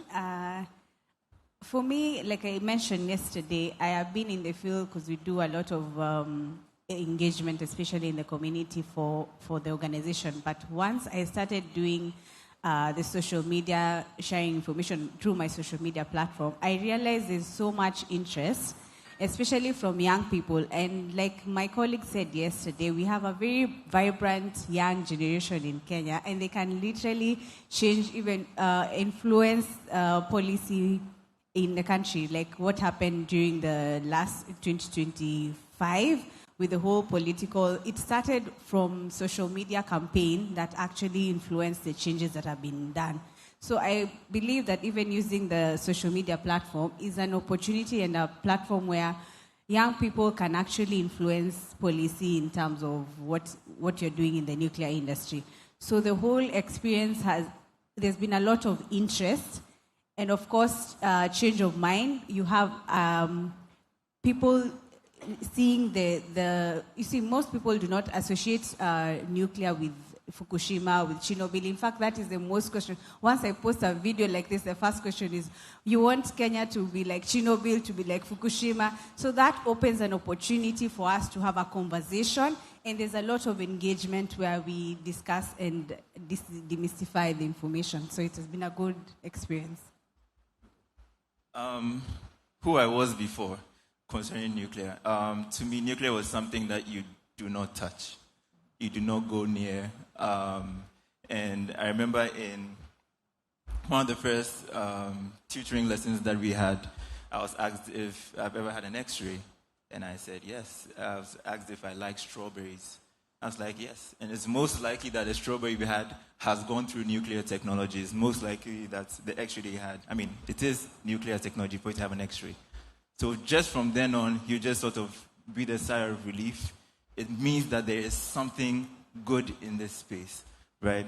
And then now with further education, with further sensitization, I know I'm now in the position where I feel like nuclear should hurry up and come to Ghana because there's so many benefits that we can draw from it. There's so many supporting industries that we can build from it, and all of this would end up supporting the youth. So who I was before, I was someone who immediately associated nuclear energy, anything nuclear, to, a bomb. But when I entered the space, I found out, as Ivan shared, I found out that there's so much, so much that goes through, nuclear technology, and we just don't realize it. So a lot of this can be solved by, opening yourself up to information. And that's what most of us did. We opened ourselves up to information, and then we received it, we imbibed it, and then it was easier for us to, take it and then share. Yeah. So my next question, I just want one word answer. We'll start with you, Diana. Who has the best jollof? Ghana. Ghana. Yeah.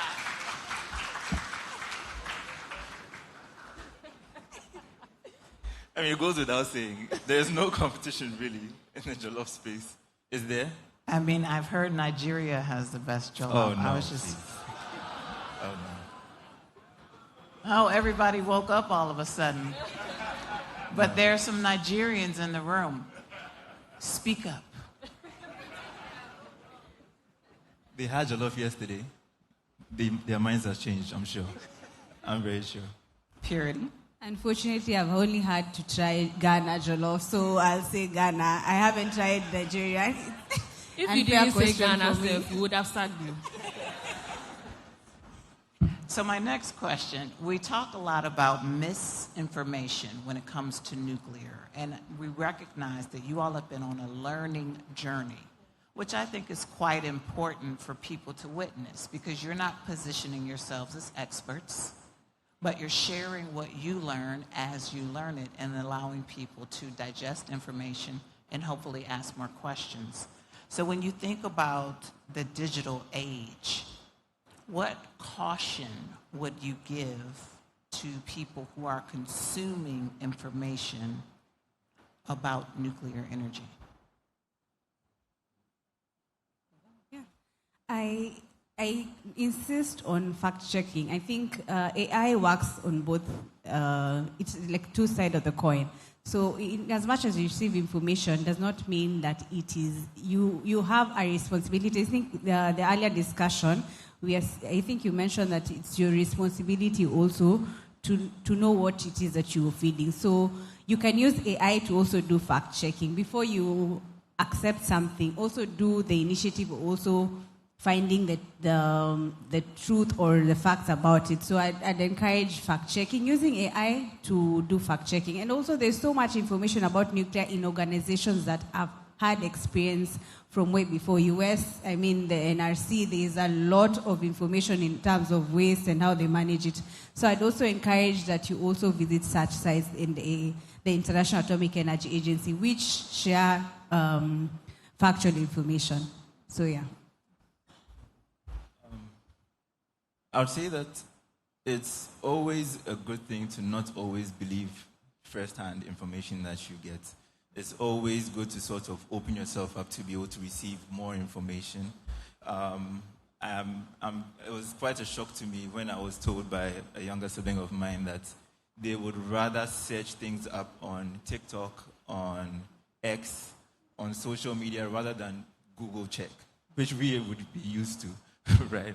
Not that I'm too old, by the way, but which we would be used to. And I think that all of these interventions are because they want real information, live information, verifiable information, rather than articles that could be swayed by context and thoughts and personal positions or political positions, right? So I think the important thing is to stay open to information, especially information concerning nuclear, so we can really see why we need nuclear, especially here in Ghana. Okay, so I will move away a little bit from social media. Use the people around you. I mean, you've been here, so please network wisely. Get someone's number. Thank you. Get someone's number and ask them. Ask for the information. It's not every day that AI will give you the right thing, but at least if you have someone who is in your corner, someone that you can quickly text and ask, or jump on a call and ask. And these people, the reason why they brought us here is because they want us to know.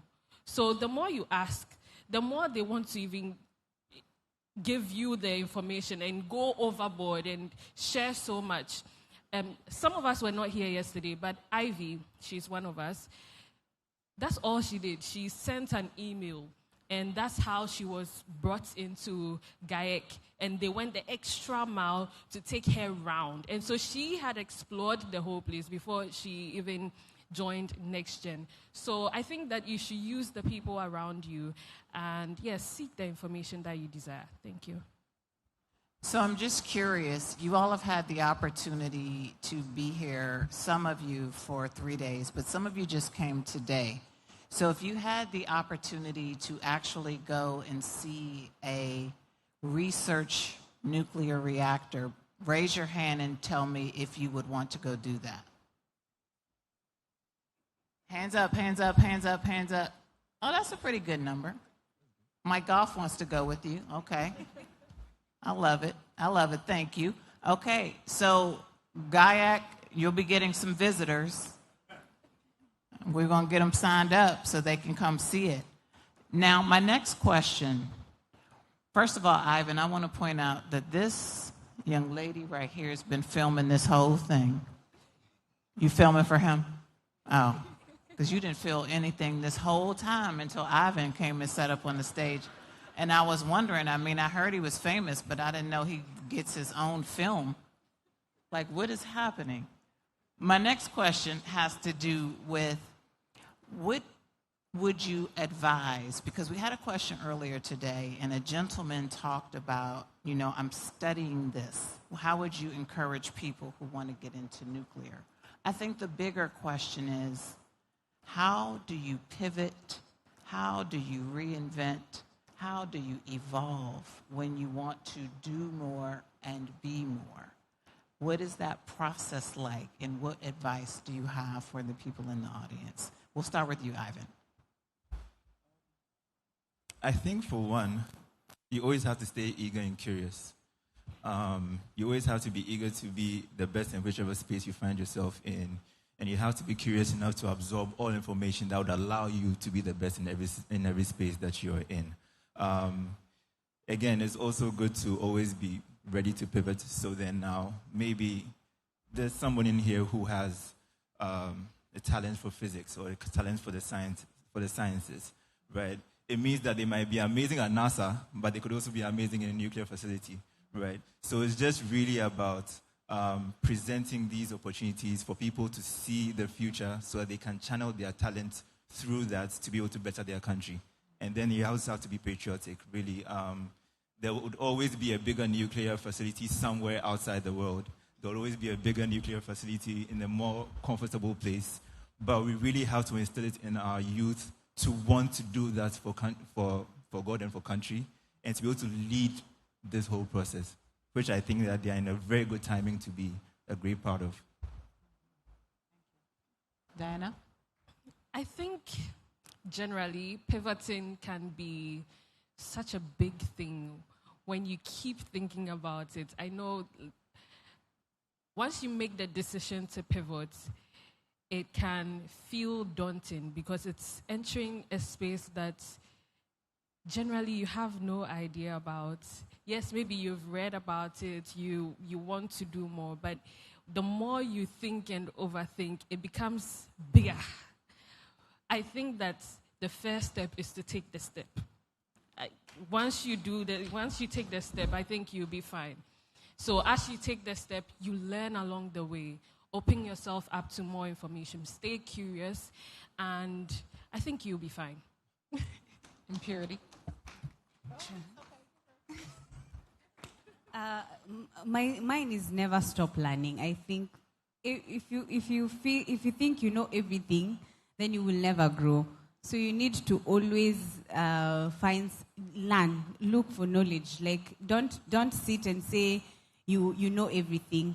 So for me, for example, I am not a nuclear engineer by any chance. I'm not a scientist. I have a background in communication, but being in the nuclear industry, I need to understand this information, and I have to do more reading. If I, for example, by attending such conferences, by talking to an expert in the field, if I get a question, for example, in the social media, and I do not know, or I'm doing engagement, and honestly I do not know, I approach an expert who knows exactly what the whole topic is about, and I ask them questions so that I also understand, so that I am able to communicate better. So mine is always learn. You can never say you know everything. You always have to learn and relearn. Yeah.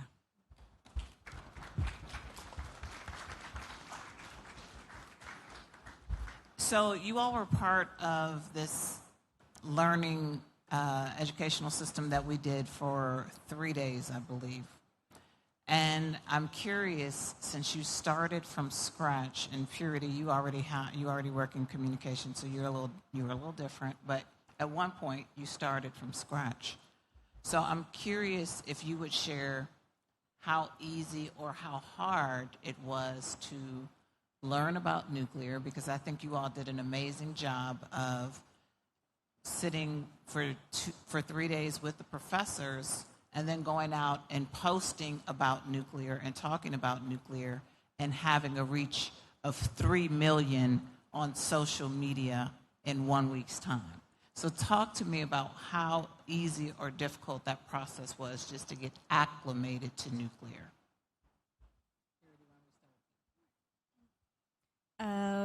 I wouldn't say it was easy because nuclear is a very technical subject. So for me, it took me experience.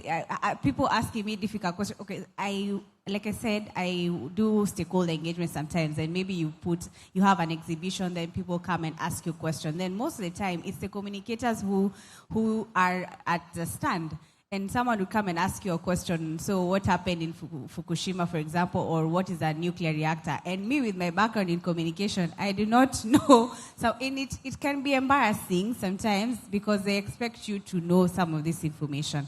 But it took a lot of learning, like I said, and also being open and accepting that you do not know everything and asking. So in as much as it was difficult at first, it became easier as you go by, because then again, the more you learn, the more confident you become, and the more you're able to even share information that is actually factual. So it's been a process, but a good one at that. Thank you. Ivan, what about you? Okay. I don't think it was easy. And again, I think nothing good comes easy. What I think it was driven, because even during the process, and I'll give all the props to you, Alicia. There were times where Alicia would rather speak to the students, stress herself to speak to the students, than eat, or should postpone a meal to get these things done. Because when there's something that is really good and it's on the horizon, and you need people to subscribe to it to ensure that it's successful, it's not really, the question is not about how easy it is. It's about how necessary it is, and that funds a certain kind of drive that has nothing to do with ease. So yes, I don't expect it to even be easy. I don't expect Ghana's nuclear journey to be a simple one or even a straightforward one. But I'm really hoping that it will be a driven one so that we can get all of the benefits that nuclear can give to this country. I'm saying Ivan for president. Ivan for president.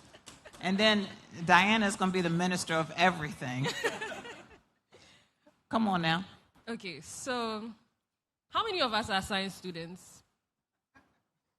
So we know hydrogen, helium, lithium, beryllium, boron, carbon. You see, that's all I know. And that's all I knew when we were brought together. I knew nuclear fission and nuclear fusion, but theory, because as a science student, you will learn it. You don't know what to come in WASI.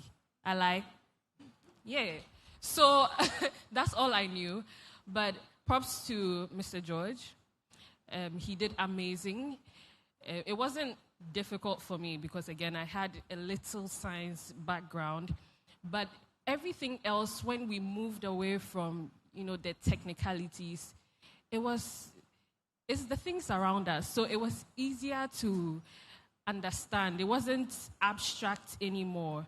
It's near us. So I can be able to, imagine, and then I can be able to search for answers, and then it made sense to me. Yeah. Thank you. And you've given us a great segue to Professor George, who was the instructor for our 3-day event with the influencers. So George, if you could share your experience with working with them, as well as us visiting the schools and that engagement, I would appreciate it.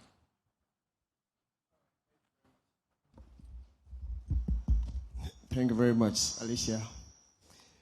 Yes, I'm going to do this, but before I do, I want to invite one gentleman up here to join me.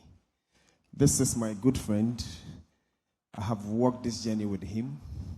We have groomed these influencers together. He is an educationist, a chemist, a nuclear communicator, a nuclear chemist and a nuclear and radiochemist, now a nuclear lawyer, and he's already a father, but I'm sure he's aspiring to be a nuclear grandfather. Ladies and gentlemen, put your hands together as we welcome Mr. Elikem Kweku Ahiale.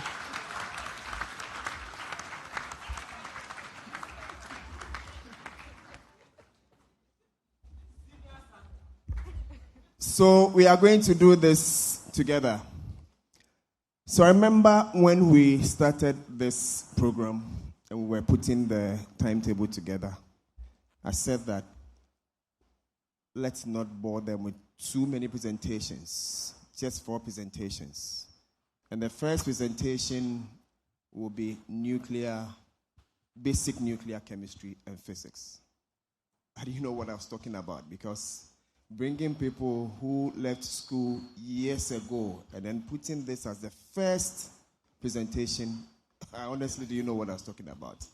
So the day came, and I remember the morning of the program, before I started that presentation, the first comment I made was that this job I have this morning is very difficult. I have 1 hour to now teach basic nuclear chemistry and physics. I'm going to do my best, so help me God. That was what I said. I believe God did wonders, and so today we are here. So yesterday when I heard them talk the way they did, and even today, and we did this together, but any time I look at this video, I'm honored and humbled. It's been a very rewarding journey, and I'm proud of you all. Let me hand over to my good friend Elikem to share his experience. Hello. Thank you very much. I was a teacher, a chemistry tutor in Adisade College, and I then went into research. I became a research scientist and into communication, so I was doing nuclear power communication. We had gone to the Central Region a few more times to educate and to engage. Then I was invited to be on this project. Initially, my thought was, influencers are people who are always looking for fun. How are they going to understand nuclear chemistry, nuclear physics? So it was a daunting task in the beginning, but when we started, I realized they were very, very intelligent people. It was not difficult for them at all.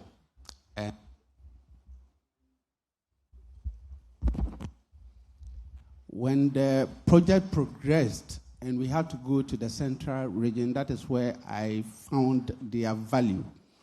I think that we did the talking about the technical end of things. We did the teaching, but when it came to interacting and making the science we were teaching more functional to the student and more relatable, it was done by the influencers, and I think we have to give them a round of applause. I also didn't imagine how they could draw a lot of people to nuclear. So after our engagement and everything, they were asked to create some content. And we went to their handles to check the content. And my God, we have been talking about nuclear on social media. Nobody minds us. Nobody looks at us. Nobody asks us questions. If you look at the traffic they drew to their content, the content that they created, it was amazing. And I think that my perception and my outlook of people in that space in content creation has changed entirely. These are very intelligent people who are using social media for a lot of positive things. And on the engagement itself, I think that we bridged a kind of space. We went to the secondary schools, and the responses we got were very amazing responses. Went to Adisada College, we went to Ghana National College, we went to some of the girls' schools, Holy Child, we went to GSTS and the rest. And I think that the students were alive to the opportunities that comes with nuclear. And it was not only the interaction session alone. After the interaction, the formal interaction, the after engagement was so amazing that.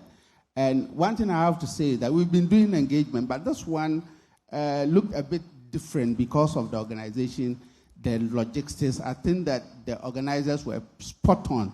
So everything came together. And in the end, it's plus to Madam Alicia Duncan. We are grateful for the opportunity to work with you. Thank you very much. Thank you. All right, so I told the influencers I'm going to put them to work, and they don't know what's about to happen. So what we're going to do is have each of them, they don't know what's going to happen, but I told them to buckle up. Each of them is going to stand in the center of the stage. This is going to be their moment. And do a 1-minute elevator pitch about why you all should be ambassadors to nuclear. 1 minute. Look at Ivan. 1 minute. You all are going to pick the winner. So that's going to be by your noise and round of applause. Do you all understand what you have to do? So they're not going to win if you don't scream loud and clap loud for them, okay? So let me check before we even do it. Who do you think is going to be? Do you think it's going to be Purity?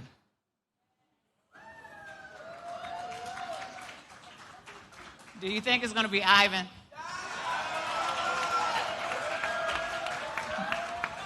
It looks like you have the male vote. Do we think it's going to be Diana? Okay, all right. Purity, since they got the most applause, I think they were just warming up when it came to you. They weren't ready, so don't take that as a sign, okay? So we're going to clear the stage because they are influencers, and so we know they're going to do what? Go out and post this. So let's give them their individual moment in the center. Ivan looks nervous. Who wants to go first? Huh? Diana, go. You got the most applause.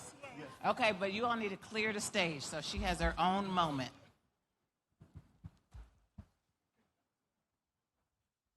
Diana, I'm not even going to time you, okay? This is not how we're going to get the energy right now, okay? You can stand. You can be here. However you want this to look when you get ready to post it. Exhale. Exhale with her. Okay, nobody exhale with her. Exhale. Okay, you're on your own. Oh, clap, clap, clap, clap.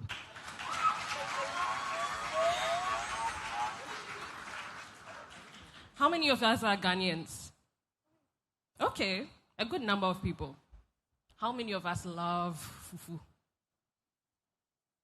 Okay, which one? Which type? Cocoa, cassava, and then plantain? Yes. Okay, I know there are different types of fufu. There's yam fufu and others, right? But I'm sure that it never occurred to you that somewhere, somehow, that cassava or the plantain or the yam that you used to prepare your fufu would have gone through some kind of nuclear technology. Yeah, I know. How many of us have heard of something called irradiation? Okay, one person. Oh, a few people. All right. So irradiation is basically using nuclear tech to, take away pests, to preserve the food so that it lasts longer. The strawberries you are eating, sometimes the apples that you take, and some of the other fruits that you eat, the reason why they last long is because of irradiation. Clap for nuclear energy, nuclear power, nuclear everything. I hope with this presentation, I've been able to convince you and not confuse you to join in nuclear tech, to join and accept what nuclear has to offer here in Ghana. Hey.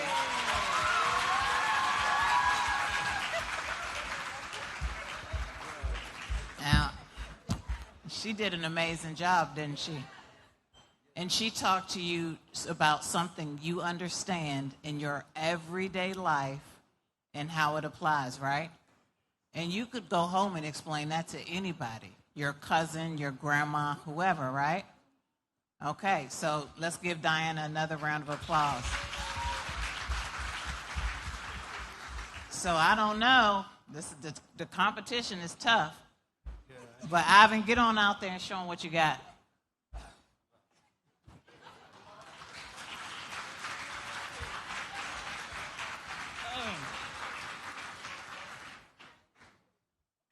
Diane, you made this so difficult for me. Okay, so Alicia, I'm going to do something similar to what I did in the schools, right? The good thing is that today we have a good mix of people who are already stakeholders and in the future, right? Because we have some students in the house, right? We have students in the house. Can I see the students? Oh, that's a good number. That's a good number. Okay. So this is what I did in all of the schools that I went to. I asked everybody to close their eyes. So please with me.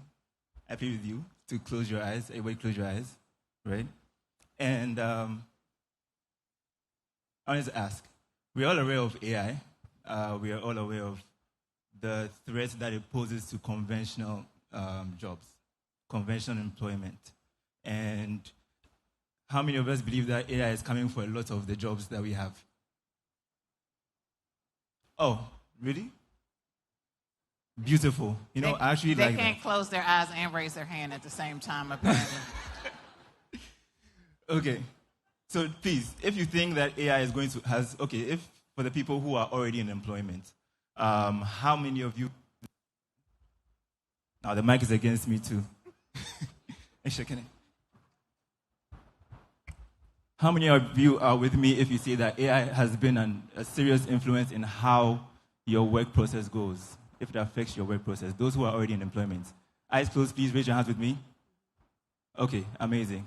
Now, for the students in the house, this is the question for you. You are now going to come into a space where employment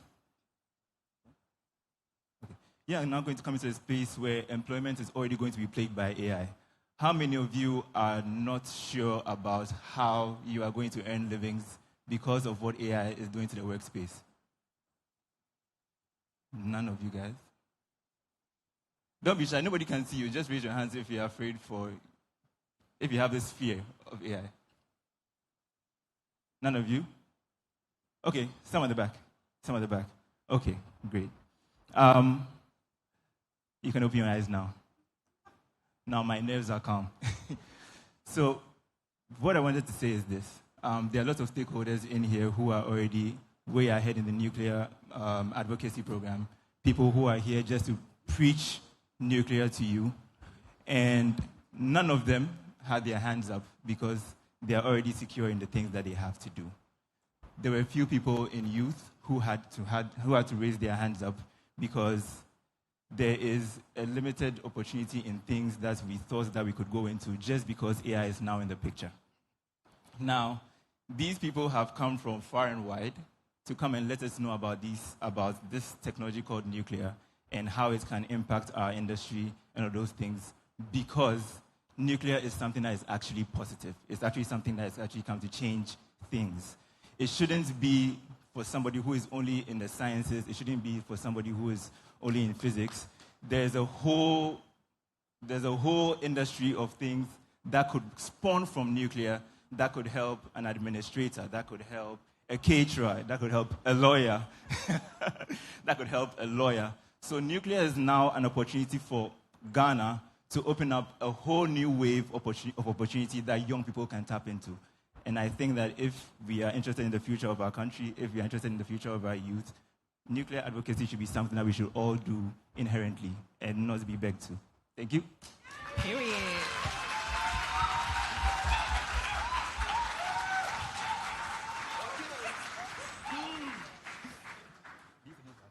I made Ivan pretty upset. That's hilarious to me. So he did a great job, didn't he? All right. We have our last contestant, the lady who didn't even know that she was on this panel today. Purity, out you go.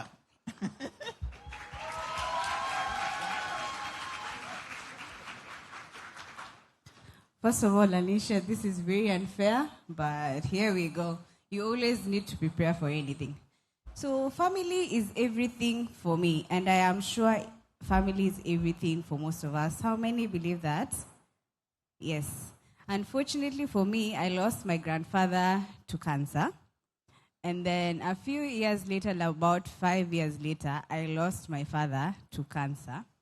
Then recently, my auntie, who's the sister to my brother,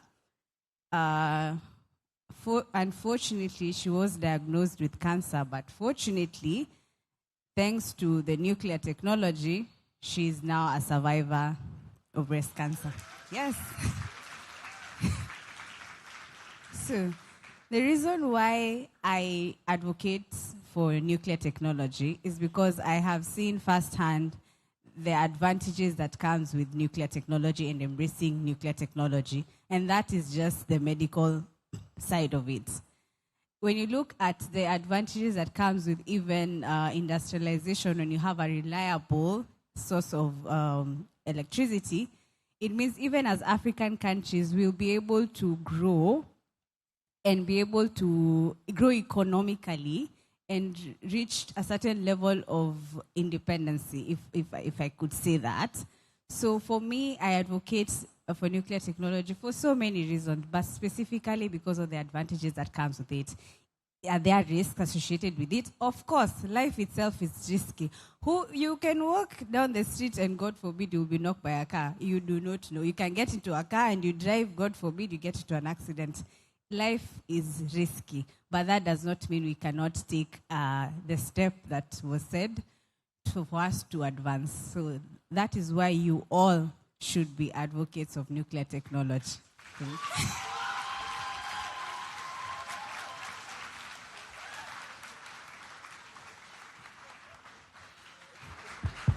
Purity made it tough for everybody else now, huh? She brought the grandmother. It was just so many things into this. I don't know. Now, what are we going to do? Come on out here. Yeah. We start with Fufu and end with Grandma. Okay. Grandfather. Okay. All right. You're only going to get one shot at this, okay? So y'all better get your lungs and your hands ready. What do we think about this one?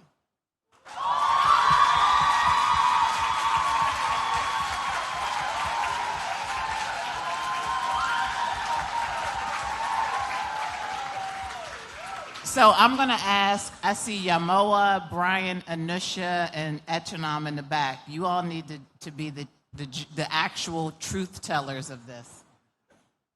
What do we think about this one?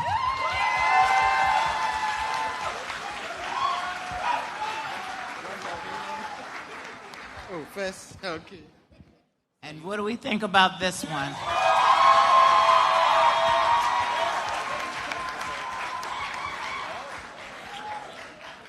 So let me consult with my judges. Hold up your finger, please. Which number is it? 1, 2, or 3?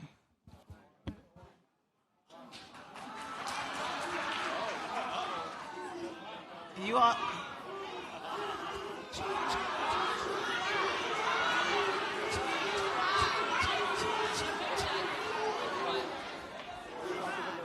Oh, so I think there's some confusion. The number 1 is the first speaker, not the first person I put my hand over, which was Purity. So are we clear?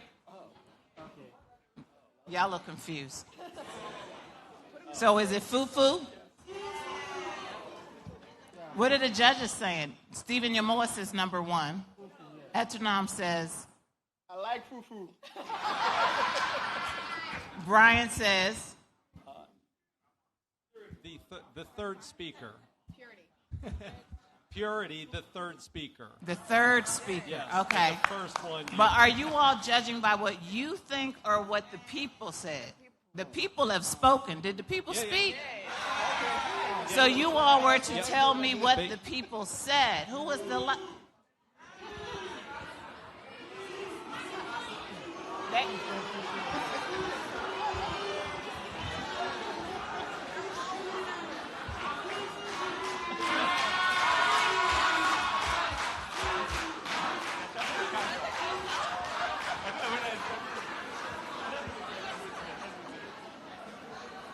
Okay, so what's interesting is there are now chants for cancer. Do not go back and report that anywhere, okay? But I think our gracious influencers and nuclear advocates have said that Purity told an amazing story about her purpose, and they asked that Purity, go ahead and stand, sit. They asked that Purity be your winner.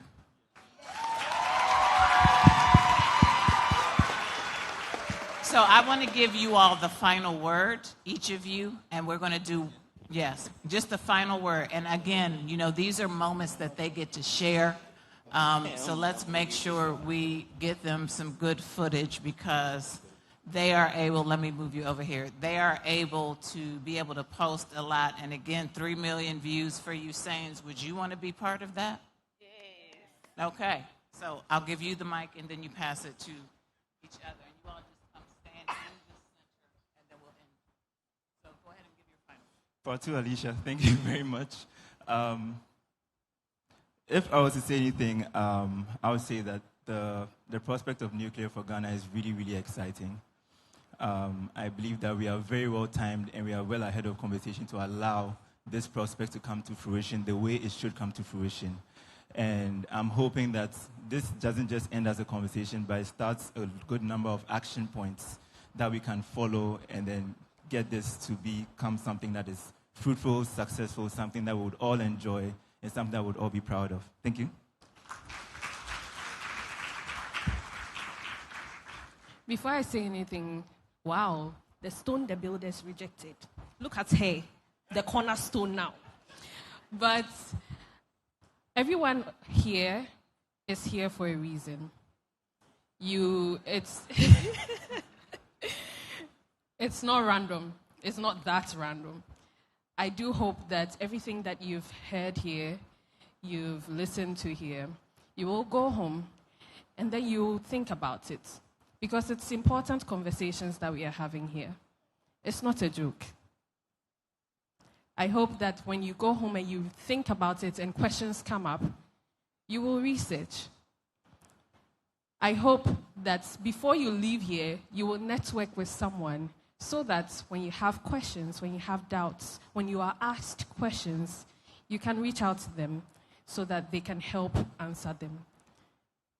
Nuclear advocacy is for all of us because the world, Ghana, we're going to move forward once we have this secured in here.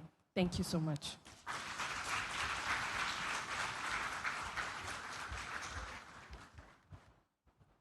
Let me take the opportunity, first of all, to say thank you very much. And I must say, this has been an exciting 3 years. 3 years, let's say 3 years. Sorry, I meant 3 days. It has been an exciting 3 days of eye-opening conversations and, of course, interactions. I've managed to speak with a few of you, and it's a great opportunity to actually interact and network. I take these opportunities, these conferences, as opportunities to form networks that eventually will help us as a continent to move forward in our nuclear journey. We have a long way to go, but based on the conversation that we've had, there's hope. And the fact that each and every one of us, we have a responsibility to use what we have and the knowledge that we have to push the agenda forward. So I'm hoping that from these discussions that we've had for the past 3 days, we will move to implementing some of the things that we've learned.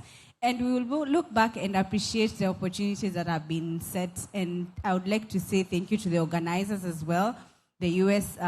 department, and also the Ghana team. I happen to be part of the planning team in Kenya, and I can know how much pressure and stress it can be to put up everything. So thank you so much. You've done a good job. Congratulations. Thank you once again. And safe journey to all everyone who's traveling back. And I'm hoping, I always say Ghana is like my home. I need to find an apartment so that I come back. All right, thank you all. Let's give our panelists one last hand. So I understand that they're going to hang around and take a few photos. So if you want to get any pictures with the influencers, you'll do that after this, and I think they'll be in the back. Thank you very much. Have you enjoyed this? Was that all wonderful? Yes, put your hands together for them again.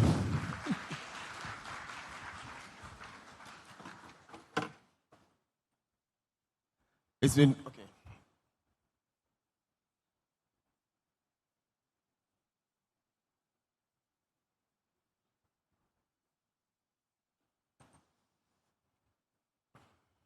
So when you stay at a place for 3 days and you enjoy yourself so much, you wish that it would be longer. So when Purity said 3 years, indirectly, it's a plea to the organizers that next year or in the next time Yesenia comes up, it should be 3 years.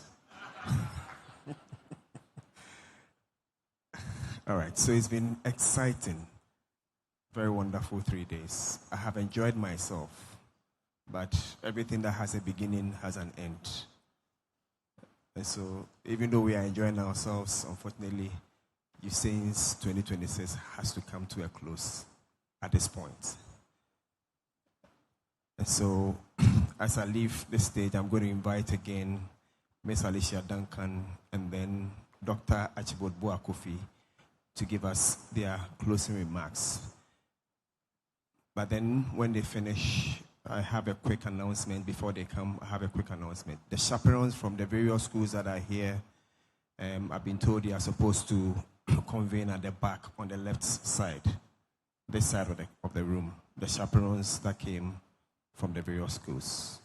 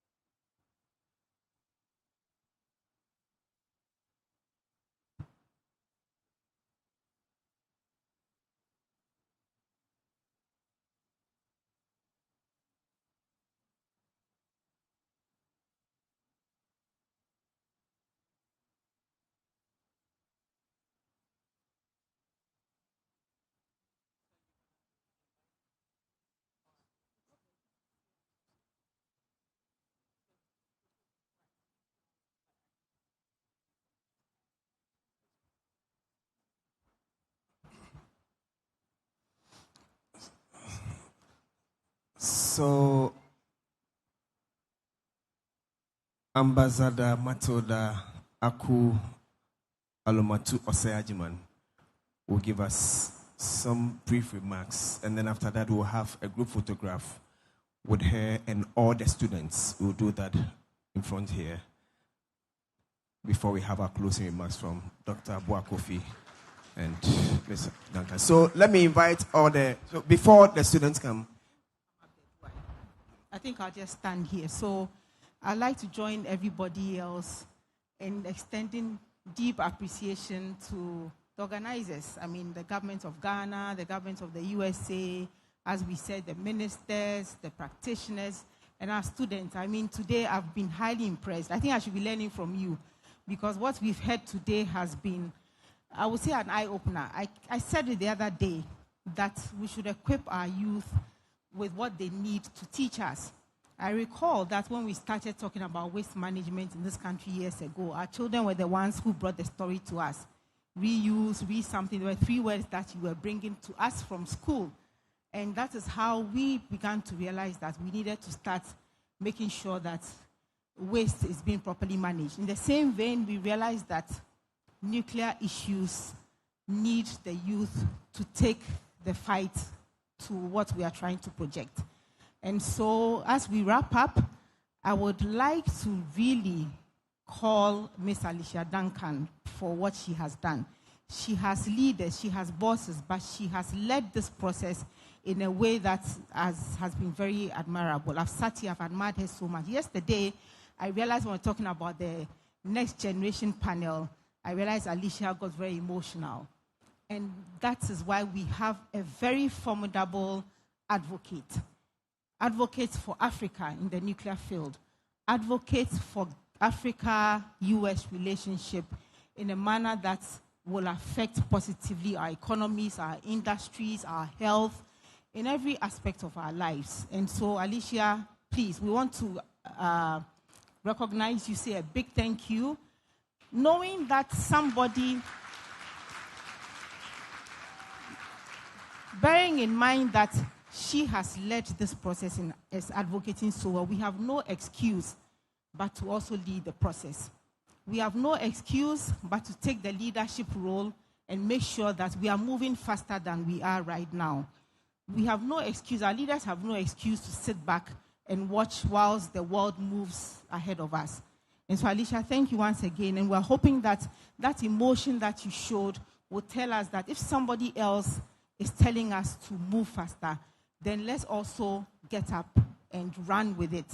And so thank you all for your commitments. Thank you for your various leadership roles. Thank you for your ambassadorial roles in nuclear, because I realize that we need you to move the process. Without you, the youth especially, this will not happen. And without the leaders, yesterday Alicia was talking about some are old, so this is between the youth and some of us who are getting older. And so let's move the process forward. Let's make sure that nuclear becomes a part of our lives. Somebody talks about having little nuclear facilities in our various homes. And I saw something was projected, an imaginary nuclear facility was projected on the board for people's homes. If that's what it has to get to, why not? So thank you once again, and I've really enjoyed this session. It's taught me a lot. I have picked up a lot from this session, and I hope that I can also take it back to Vienna and project what we hope to achieve for Africa. Thank you so much. Okay, so thank you very much, madam. So,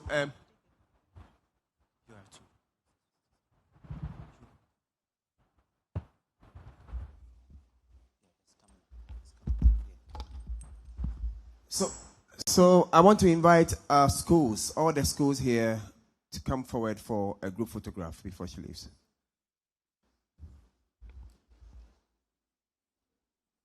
So Ms. Duncan, please join us. Dr. Michael Goff, please come forward.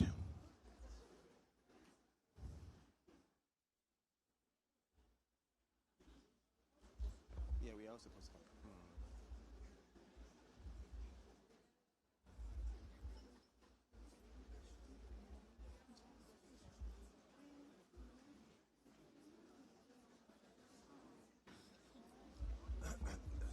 Please climb up. Go to the stage. Climb up. Watch your steps, please.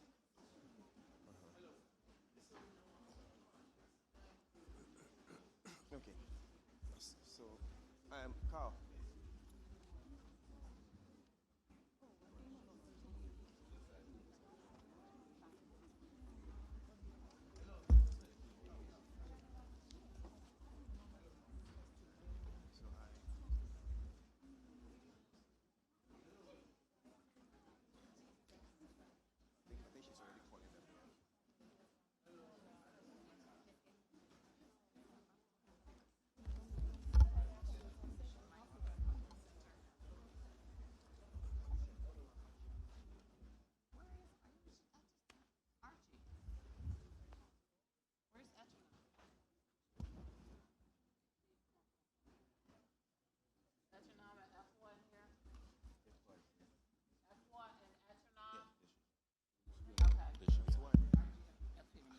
I don't think I'm seeing our university students here. Are they here?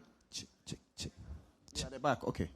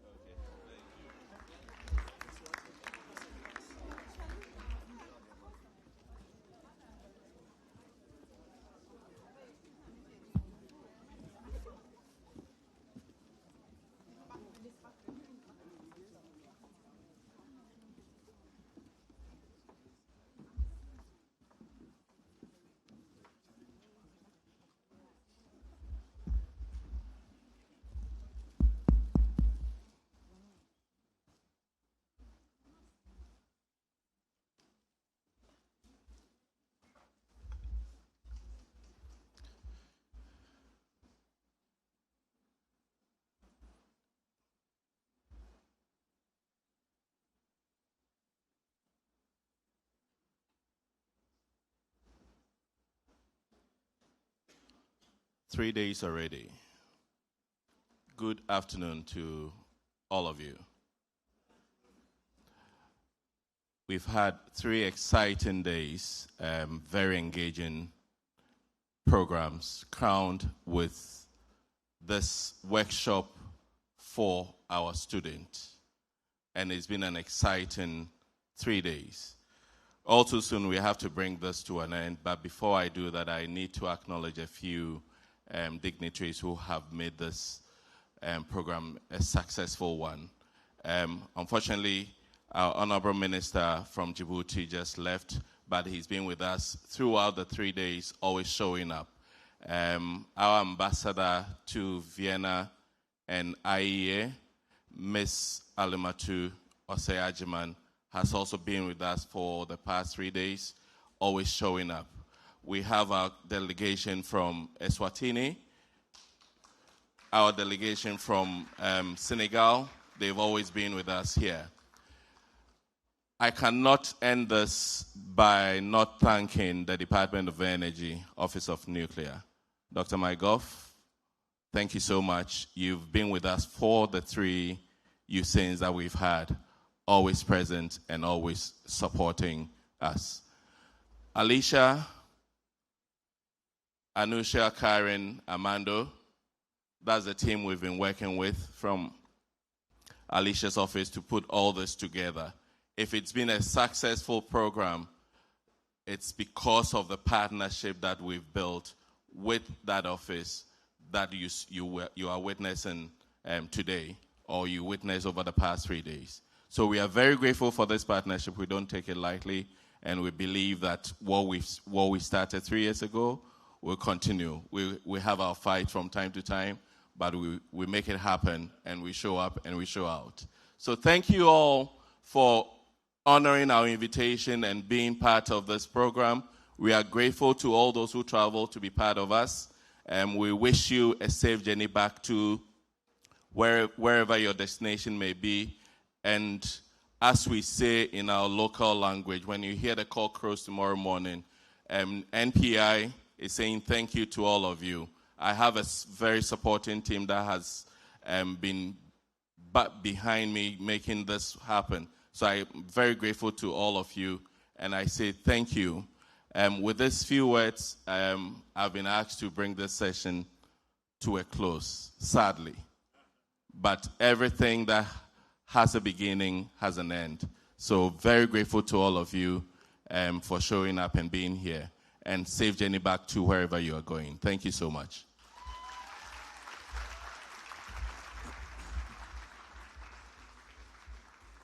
All right, thank you very much. That's my director. Do it better for him.